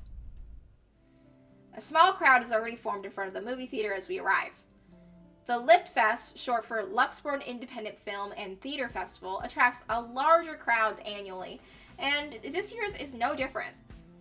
It's only began a few indie film screenings with Zach, so I'm not an expert on the matter. But I know now that people are hoping to make a break in the industry. Getting your film recognized by a local event like that is already a big deal. Especially for a newcomer like Zach. He hasn't even won an award, but just getting a confirmation letter that the festival committee wants to include his movie in this year's lineup already put a grin on his face for weeks. Speaking of the guy, he's impossible to miss. At 6 feet, he appears to loom over most of the moviegoers, and with his large build and heavy voice, there's no surprise when people give him a wide berth as they pass by. It's often easy to mistake him for someone intimidating at first glance. I did back when I didn't know any better. Ash did too, I heard, once early in their friendship. There's Zach. Hey, you guys! Long time no see! Zach's face lights up with a smile of his own. He moves toward us with careful steps, taking a significant effort to make himself smaller so as not to bump or accidentally hit anyone. Typical Zach. As he nears Ash casually raises his hands in greeting and... Sup, Z-Man? My main man! What's crack-a-lackin', my homie? The awkwardness that descends within the immediate vicinity of our small group is palpable enough. Somewhere to our left, a girl giggles, and only then do I become aware of my mouth hanging open. It's almost amazed at how Ash can say that out loud with a straight face. Quick, call him so everyone can hear his embarrassing ringtone. Almost. Considering his track record, I should be used to it by now. Zach seems to be. Stop trying to act black, Ashton. And you're the only one who calls me Z-Man. There's fondness underneath his exasperated tone. If this were any other person, he'd likely be offended, but years of friendship and familiarity have made most of the words harmless to the other's ears. Or at least enough for both of them to take it in stride. It's been a while, Zach. I hope you didn't get into trouble again. Not much to get into trouble lately without you, I'm afraid. I'll let you know if something comes up, though. Nah, I ended up with chicken down stuck on me last time I agreed. I'd really love at least this year to pass without some sort of accident happening again. Oh, I accidentally came into contact with a ghost and now it's haunting me, so you guys want to get involved in that, or you want to skedaddle before you get killed? Hey, I take offense to that. It wasn't that bad. You really have no idea. A beat passes. And then Zach laughs. Hey, I'm kidding. You know you can always count on me. Can I count on you for help with the ghost stuff? It's a story the two of them are only the two of them are privy to. Every now and then, Ash will enlist Zach's help on something. Beck and I never really found out what the real deal is with those adventures, as Ash calls it, and both aren't willing to tell due to some unspoken agreement. She insists that if it's Ash, it's likely not something illegal or life-threatening. I tend to believe her on that. Sometimes. Oh well, boys will be boys, I guess. I give Zach a small wave from behind Ash when his attention eventually turns to me. Bella! Huh? Rebecca's not with you. Is she still sick? A bit. But she's up and went to work this morning. You know she doesn't listen to anyone that's not Ash. Yes, she does. No, she doesn't. You're literally the only person she'll listen to when she's feeling stubborn. And it's true. They've known each other for far longer than any of us in the group, childhood friends and all. But don't worry, Zach. She's probably on her way here now. She promised she wouldn't miss your movie. Isabella! Oh, thank goodness! Speak of the devil. Without warning, a hand grabs me by my shoulder and turns me around. You're just in time. I have to lean back a little with the way her face is almost invading my personal space, but she places her hand on either side of my head to keep me still. She stares at me intently, concern filling her eyes. Becca, you're squishing my face. How are you? Are you all right? Why wouldn't I be? Rose called me earlier. Ooh, we got tattled on. Those 4 words tell me all I need to know.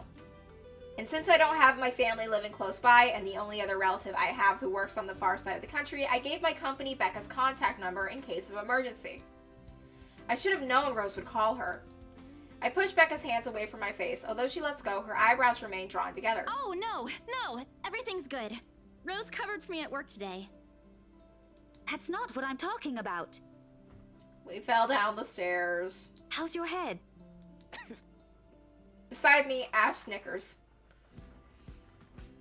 I bite back the urge to elbow him in place of trying to avoid Becca's hand, as she tries to reach out for the said area. I do my best to dodge her all at once, moving to hide behind Zach. Sorry for using you as a human shield, Zach. Oh, it's nothing. I just slipped off a few steps on my way down. I blacked out for a few seconds and had a minor bump, but it's just that.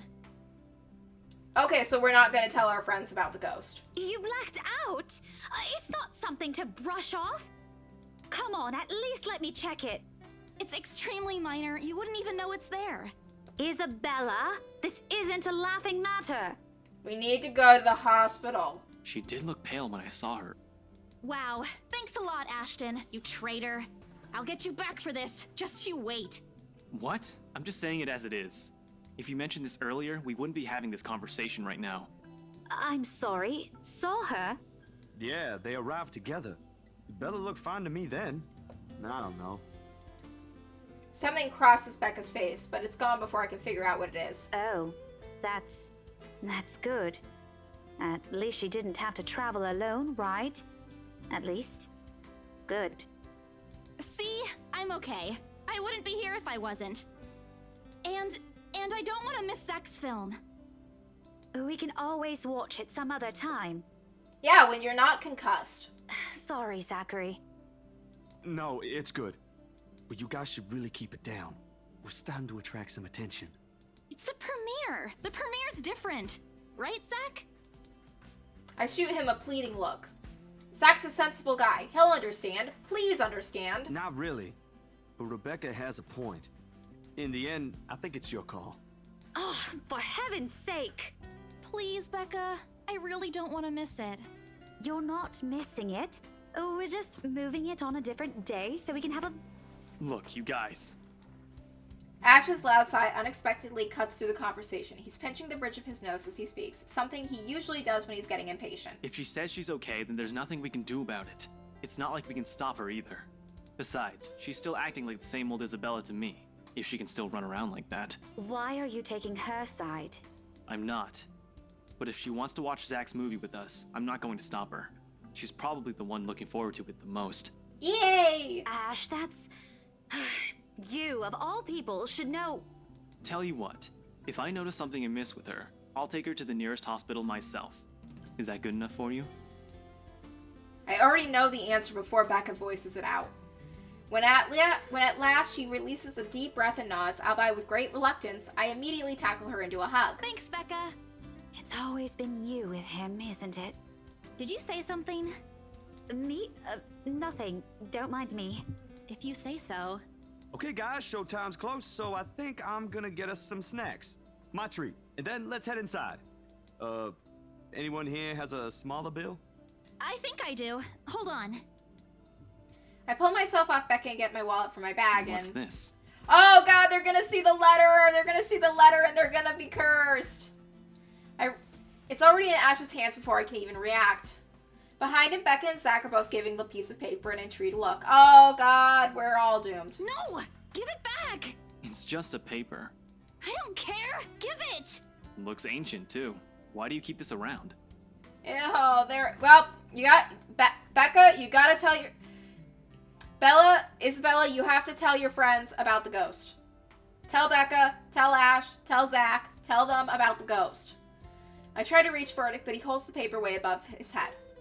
I've never been particularly sensitive about my own height, but right now I really wish I had the advantage over him. Don't open it! What's the big deal? It's not like it's a love letter. I don't see any reason to... Hold on a second. This is, isn't it? Even if it is, it's not for you.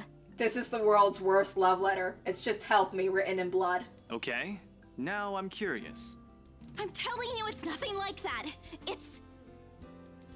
The rest of my words are lost when he unfolds the paper. I can't breathe. My heart feels stuck in my throat, pounding, threatening to burst out. I vaguely know how my hands are trembling at my sides. Clasping them together doesn't do any good.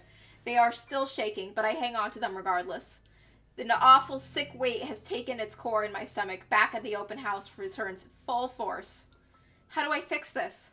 How do I fix this? Okay, we just need to... Okay, look.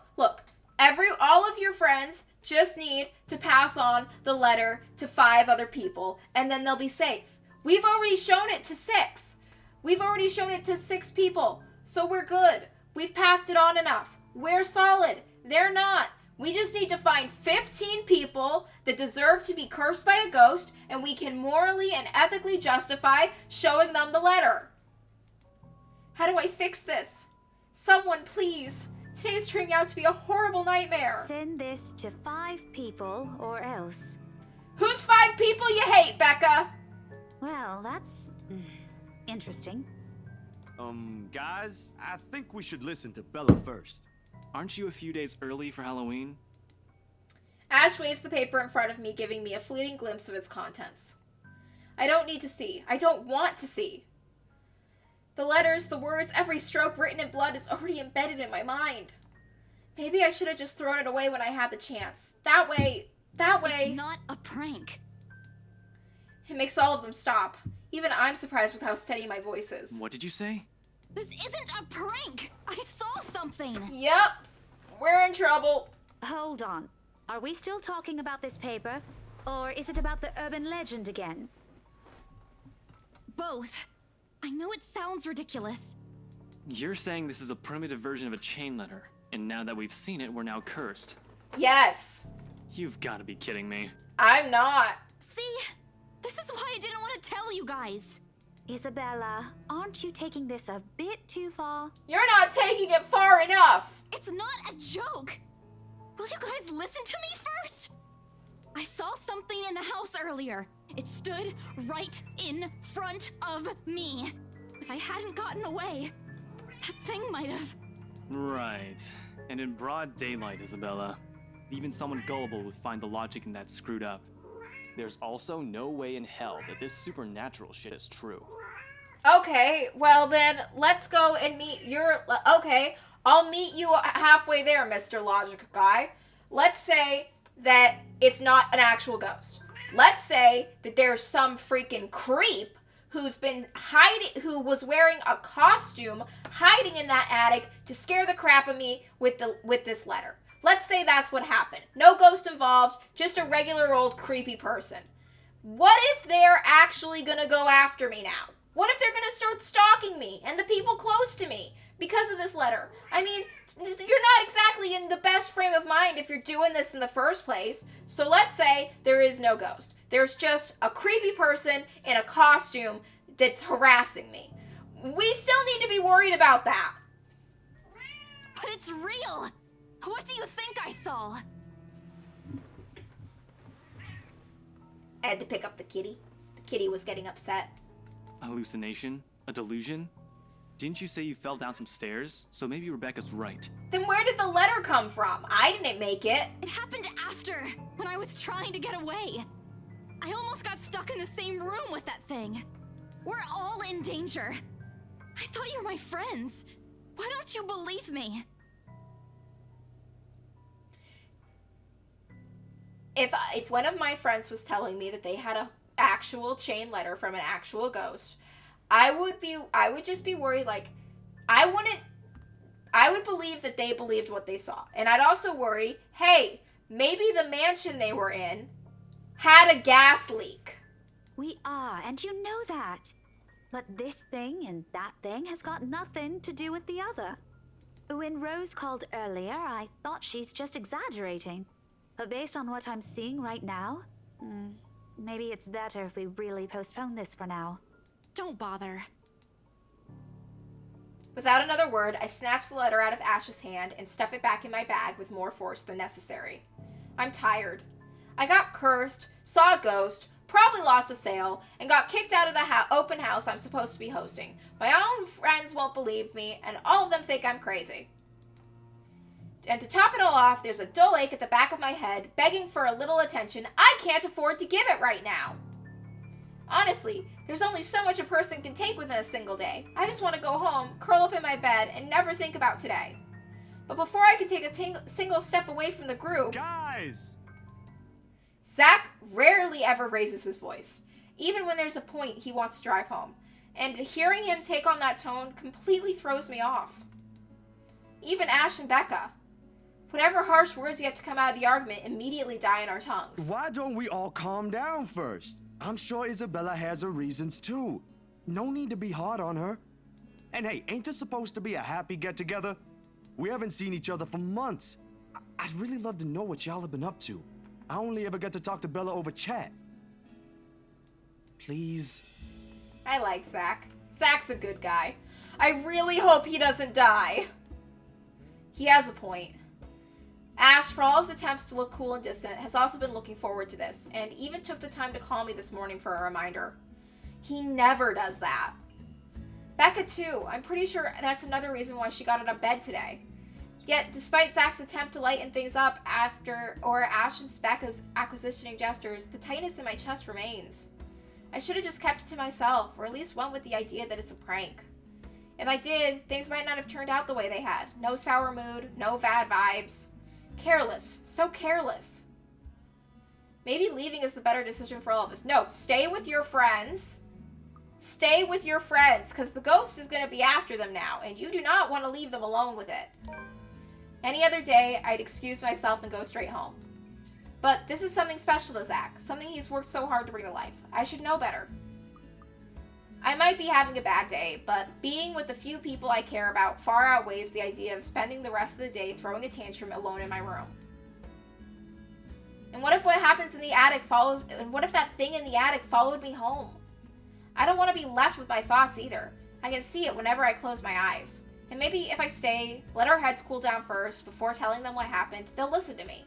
There's nothing that you can't solve with a calm head. One step at a time, Isabella. That's what Mama used to tell me. Besides, I don't have the heart to ditch Zach. A smile is back on my face when I look back at them. If we keep arguing here, we're going to miss the first few minutes. All right, that's the Isabella I know. Oh, good. I thought for sure you were going to cry. This time, I really do send an elbow straight to his stomach. Stupid Ash. Being particularly challenged has its perks, too, you know? What was that for? Stop calling me a crybaby! I'm not one! Aw, don't cry. Stop it! Okay, scaredy cat then. That too! If you repeat that, I swear I'll... Let's just go. Yeah, we're gonna miss the movie. Without another word, Becca goes inside. She doesn't even stop to wait for us when I call after her. Ash and I exchange looks at that, the same question likely swimming in our minds. Did something happen at school after I left? Is she having a bad day too? I'll try asking her about it later, I guess. So, you guys go catch up with her. I'll go get us the food, I promised. But you'll miss it. Didn't you say watching a movie without food ain't fun? And it ain't like I haven't seen it. I made it, remember? Zach's a good guy. I'll be in there soon. One friendly tap on my shoulder and then he's gone. A few moviegoers are still milling about, some are still waiting in lines for tickets, but otherwise most of the crowd is already inside. There's nothing more for us to do out here now. Not a word of protest comes from me when Ash gestures the two of us to head inside. And then? Are you sure it wasn't one of the cleaning crews? Absolutely sure. Somehow, halfway through the movie, the conversation steered towards what happened in the mansion. To be fair, Zach was the one who brought it up again. In his own movie premiere. Now, the film's just serving as background noise while we're speaking in hushed tones, careful not to disturb anyone inside the small hall. Well, except for Ash. I just hope we don't end up arguing about it again. We'd all get kicked out for sure. Though, with how loud Ash's voice is, we'll probably get thrown out before any argument happens. Only Becca still remains engrossed in the movie, completely ignoring us. She's been quiet the whole evening, speaking only when referred to. If I don't know any better, I think we did something that offended her. Did we? And then I ran. You heard what happened after. I still think it's something else. It was standing right in front of me, Ash. Maybe the mansion had a gas leak. He's one of the smartest people I know, but geez, he should have learned to listen. Plus, didn't he say that he doesn't believe in these things? Why is he in this conversation again? I heard what you said, but it's a small room. There are a lot of things someone else could have done there without your knowledge. If I could see it up close, maybe I can... I am not going back there. Ain't that a problem if you're hosting an open house? Rose does the first floor tour. I ain't sure ghosts can be restricted to one room, Bella. They cannot. There are no ghosts, Zach. Stop putting useless ideas in her head. Yeah, but I was thinking, maybe all the house needs is a blessing. Wasn't it left uninhabited for years? Just show up and start pouring salt everywhere. Oh, that house did change hands over the years, from one distant relative to another. None of them bothered to live in it though, and it remained that way up until its current owners decided to sell it. Why didn't I think of that? I didn't peg you as the religious type, Zach. Nothing like that, Ash. Who knows though? It might bring something positive to the place. The ghost did leave us alone after we started praying. That's not a bad idea. I just don't know where I could find someone. You're not seriously considering his suggestion, are you? Do you have a better idea? I know where. I could contact him for you if you want. You'd do that? Or we can find you a psychologist instead. Or we could find someone to check if there's a gas leak in that mansion. There are very few times in my life when I wish my glares can kill. This is one of those. Ash, that is not a very appropriate thing to say right now. No, wait, that's not what I meant. If we did actually agree to go to the ambulance, we could be checked at the hospital to see if, if one of my friends was telling me they honest to God believed that a ghost was after them, the very first thing on my mind would be, is there a gas leak? Because gas leaks can fuck with your head big time. And it could make you hallucinate things that aren't there and make you believe things you normally wouldn't believe. It'd be like, okay, cool. Let's get your house examined and let's check and see if there's a gas leak while we're at it. Ethnographer. I meant ethnographer. This guy's a psychologist too, of course, if you... Ashton, if you don't stop... Rebecca knows the guy I'm talking about too. She can vouch for him. Becca tears her eyes away from the screen at the mention of her name. What? Oh, are you talking about Professor Andrew? He used to work with my parents at the university. And can you guys keep it down? Sorry, the scaredy cat here mentioned curses. Not that I'm saying this is one, but talking to him is a better solution for me than getting a random priest to bless an old house. He'll even help you figure things out, teach you a couple things, and probably put your fears to rest since this looks to be bothering you a lot. Ash might be right too. However, Zach suggested something I'm more familiar with. Granted, they don't believe me. They're only giving me suggestions to put my mind at ease, but it's better than being ignored or laughed at. I can take comfort in knowing they're willing to hear me out. So, what do you think? It's your call. We'll go with whatever you want. I don't know. Who should I meet? The priest or the professor?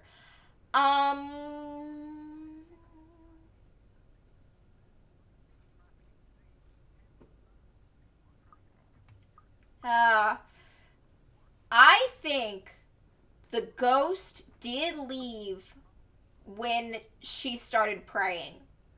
So I think that maybe a priest might be the better call to make here. I'll think about it.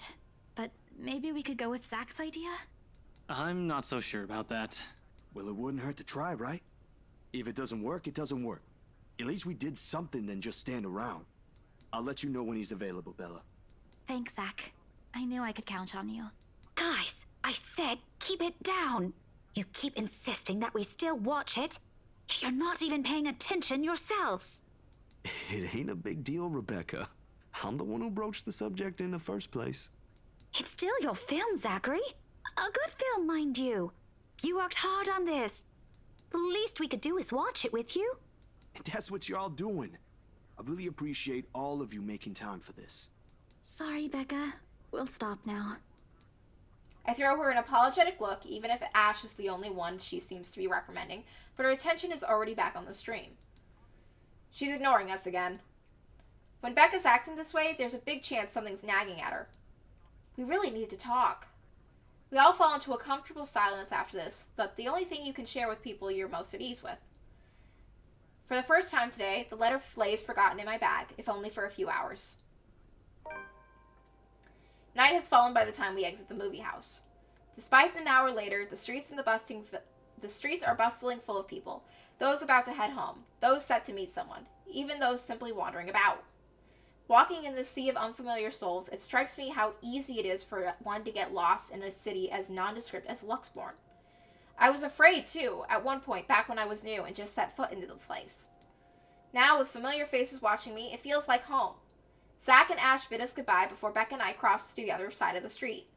The former claiming she's got a few freelance jobs to take care of before the day ends. And Ash? Who knows? He never tells. Sometimes he'll just randomly appear at your doorstep looking for a place to crash. He does that to Zach a lot, much to the latter's frustration. But he's a busy guy too, in spite of the laid-back air he gives off. Thanks for today, everyone! No problem, Zach. I'm sorry for what happened earlier. Oh, God! Help me. Huh? Help me. Help me. A sensation. Cold, sickening, drowning, my chest tightening, breathing becoming labored. I can taste blood in my mouth. The edges of my vision blurs. In the distance, amid countless people going on about their lives, a voice reaches out to me. Help me. Pleading, even as I clench my eyes tight and clasp my hands over my ears.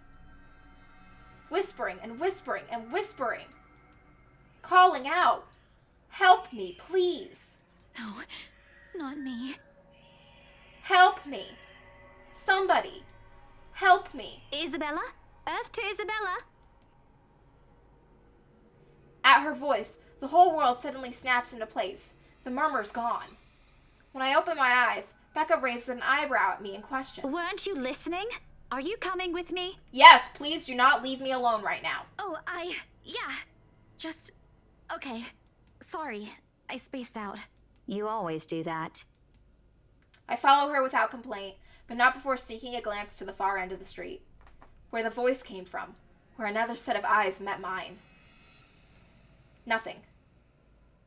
There are only Zach and Ash watching over us to head back to where Becca parks the car. If I'm expecting to see someone or something else out there, I try not to let it show. Try not to think of the tiny prints of fear crawling in the pit of my stomach. Just avoid eye contact. Just keep avoiding eye contact. See you guys some other time. Yeah. See ya.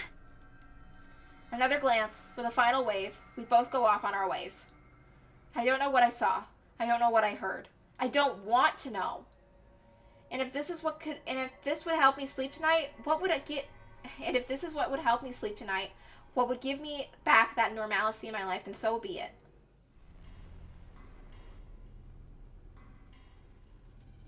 The darkness closes in around me, grasping, pulling, engulfing me. The ground caves in without warning. I'm falling. My eyes snap open. How are we on relationships? Oh, Becca's mad at us. Becca's super mad at us. What did we do?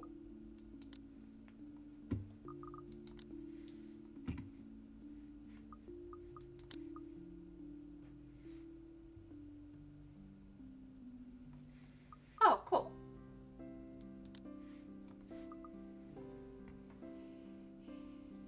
Okay, save. I think this is as good a spot as any to save for now. We've been playing for a while. We've gotten through most of it. We're back to where she's asleep in her place. So I think now's a good stopping point for today. I hope you had a fun time watching me play this game. I'm gonna have a lot of fun playing it, even if it does scare me at times. But until next time, show's over.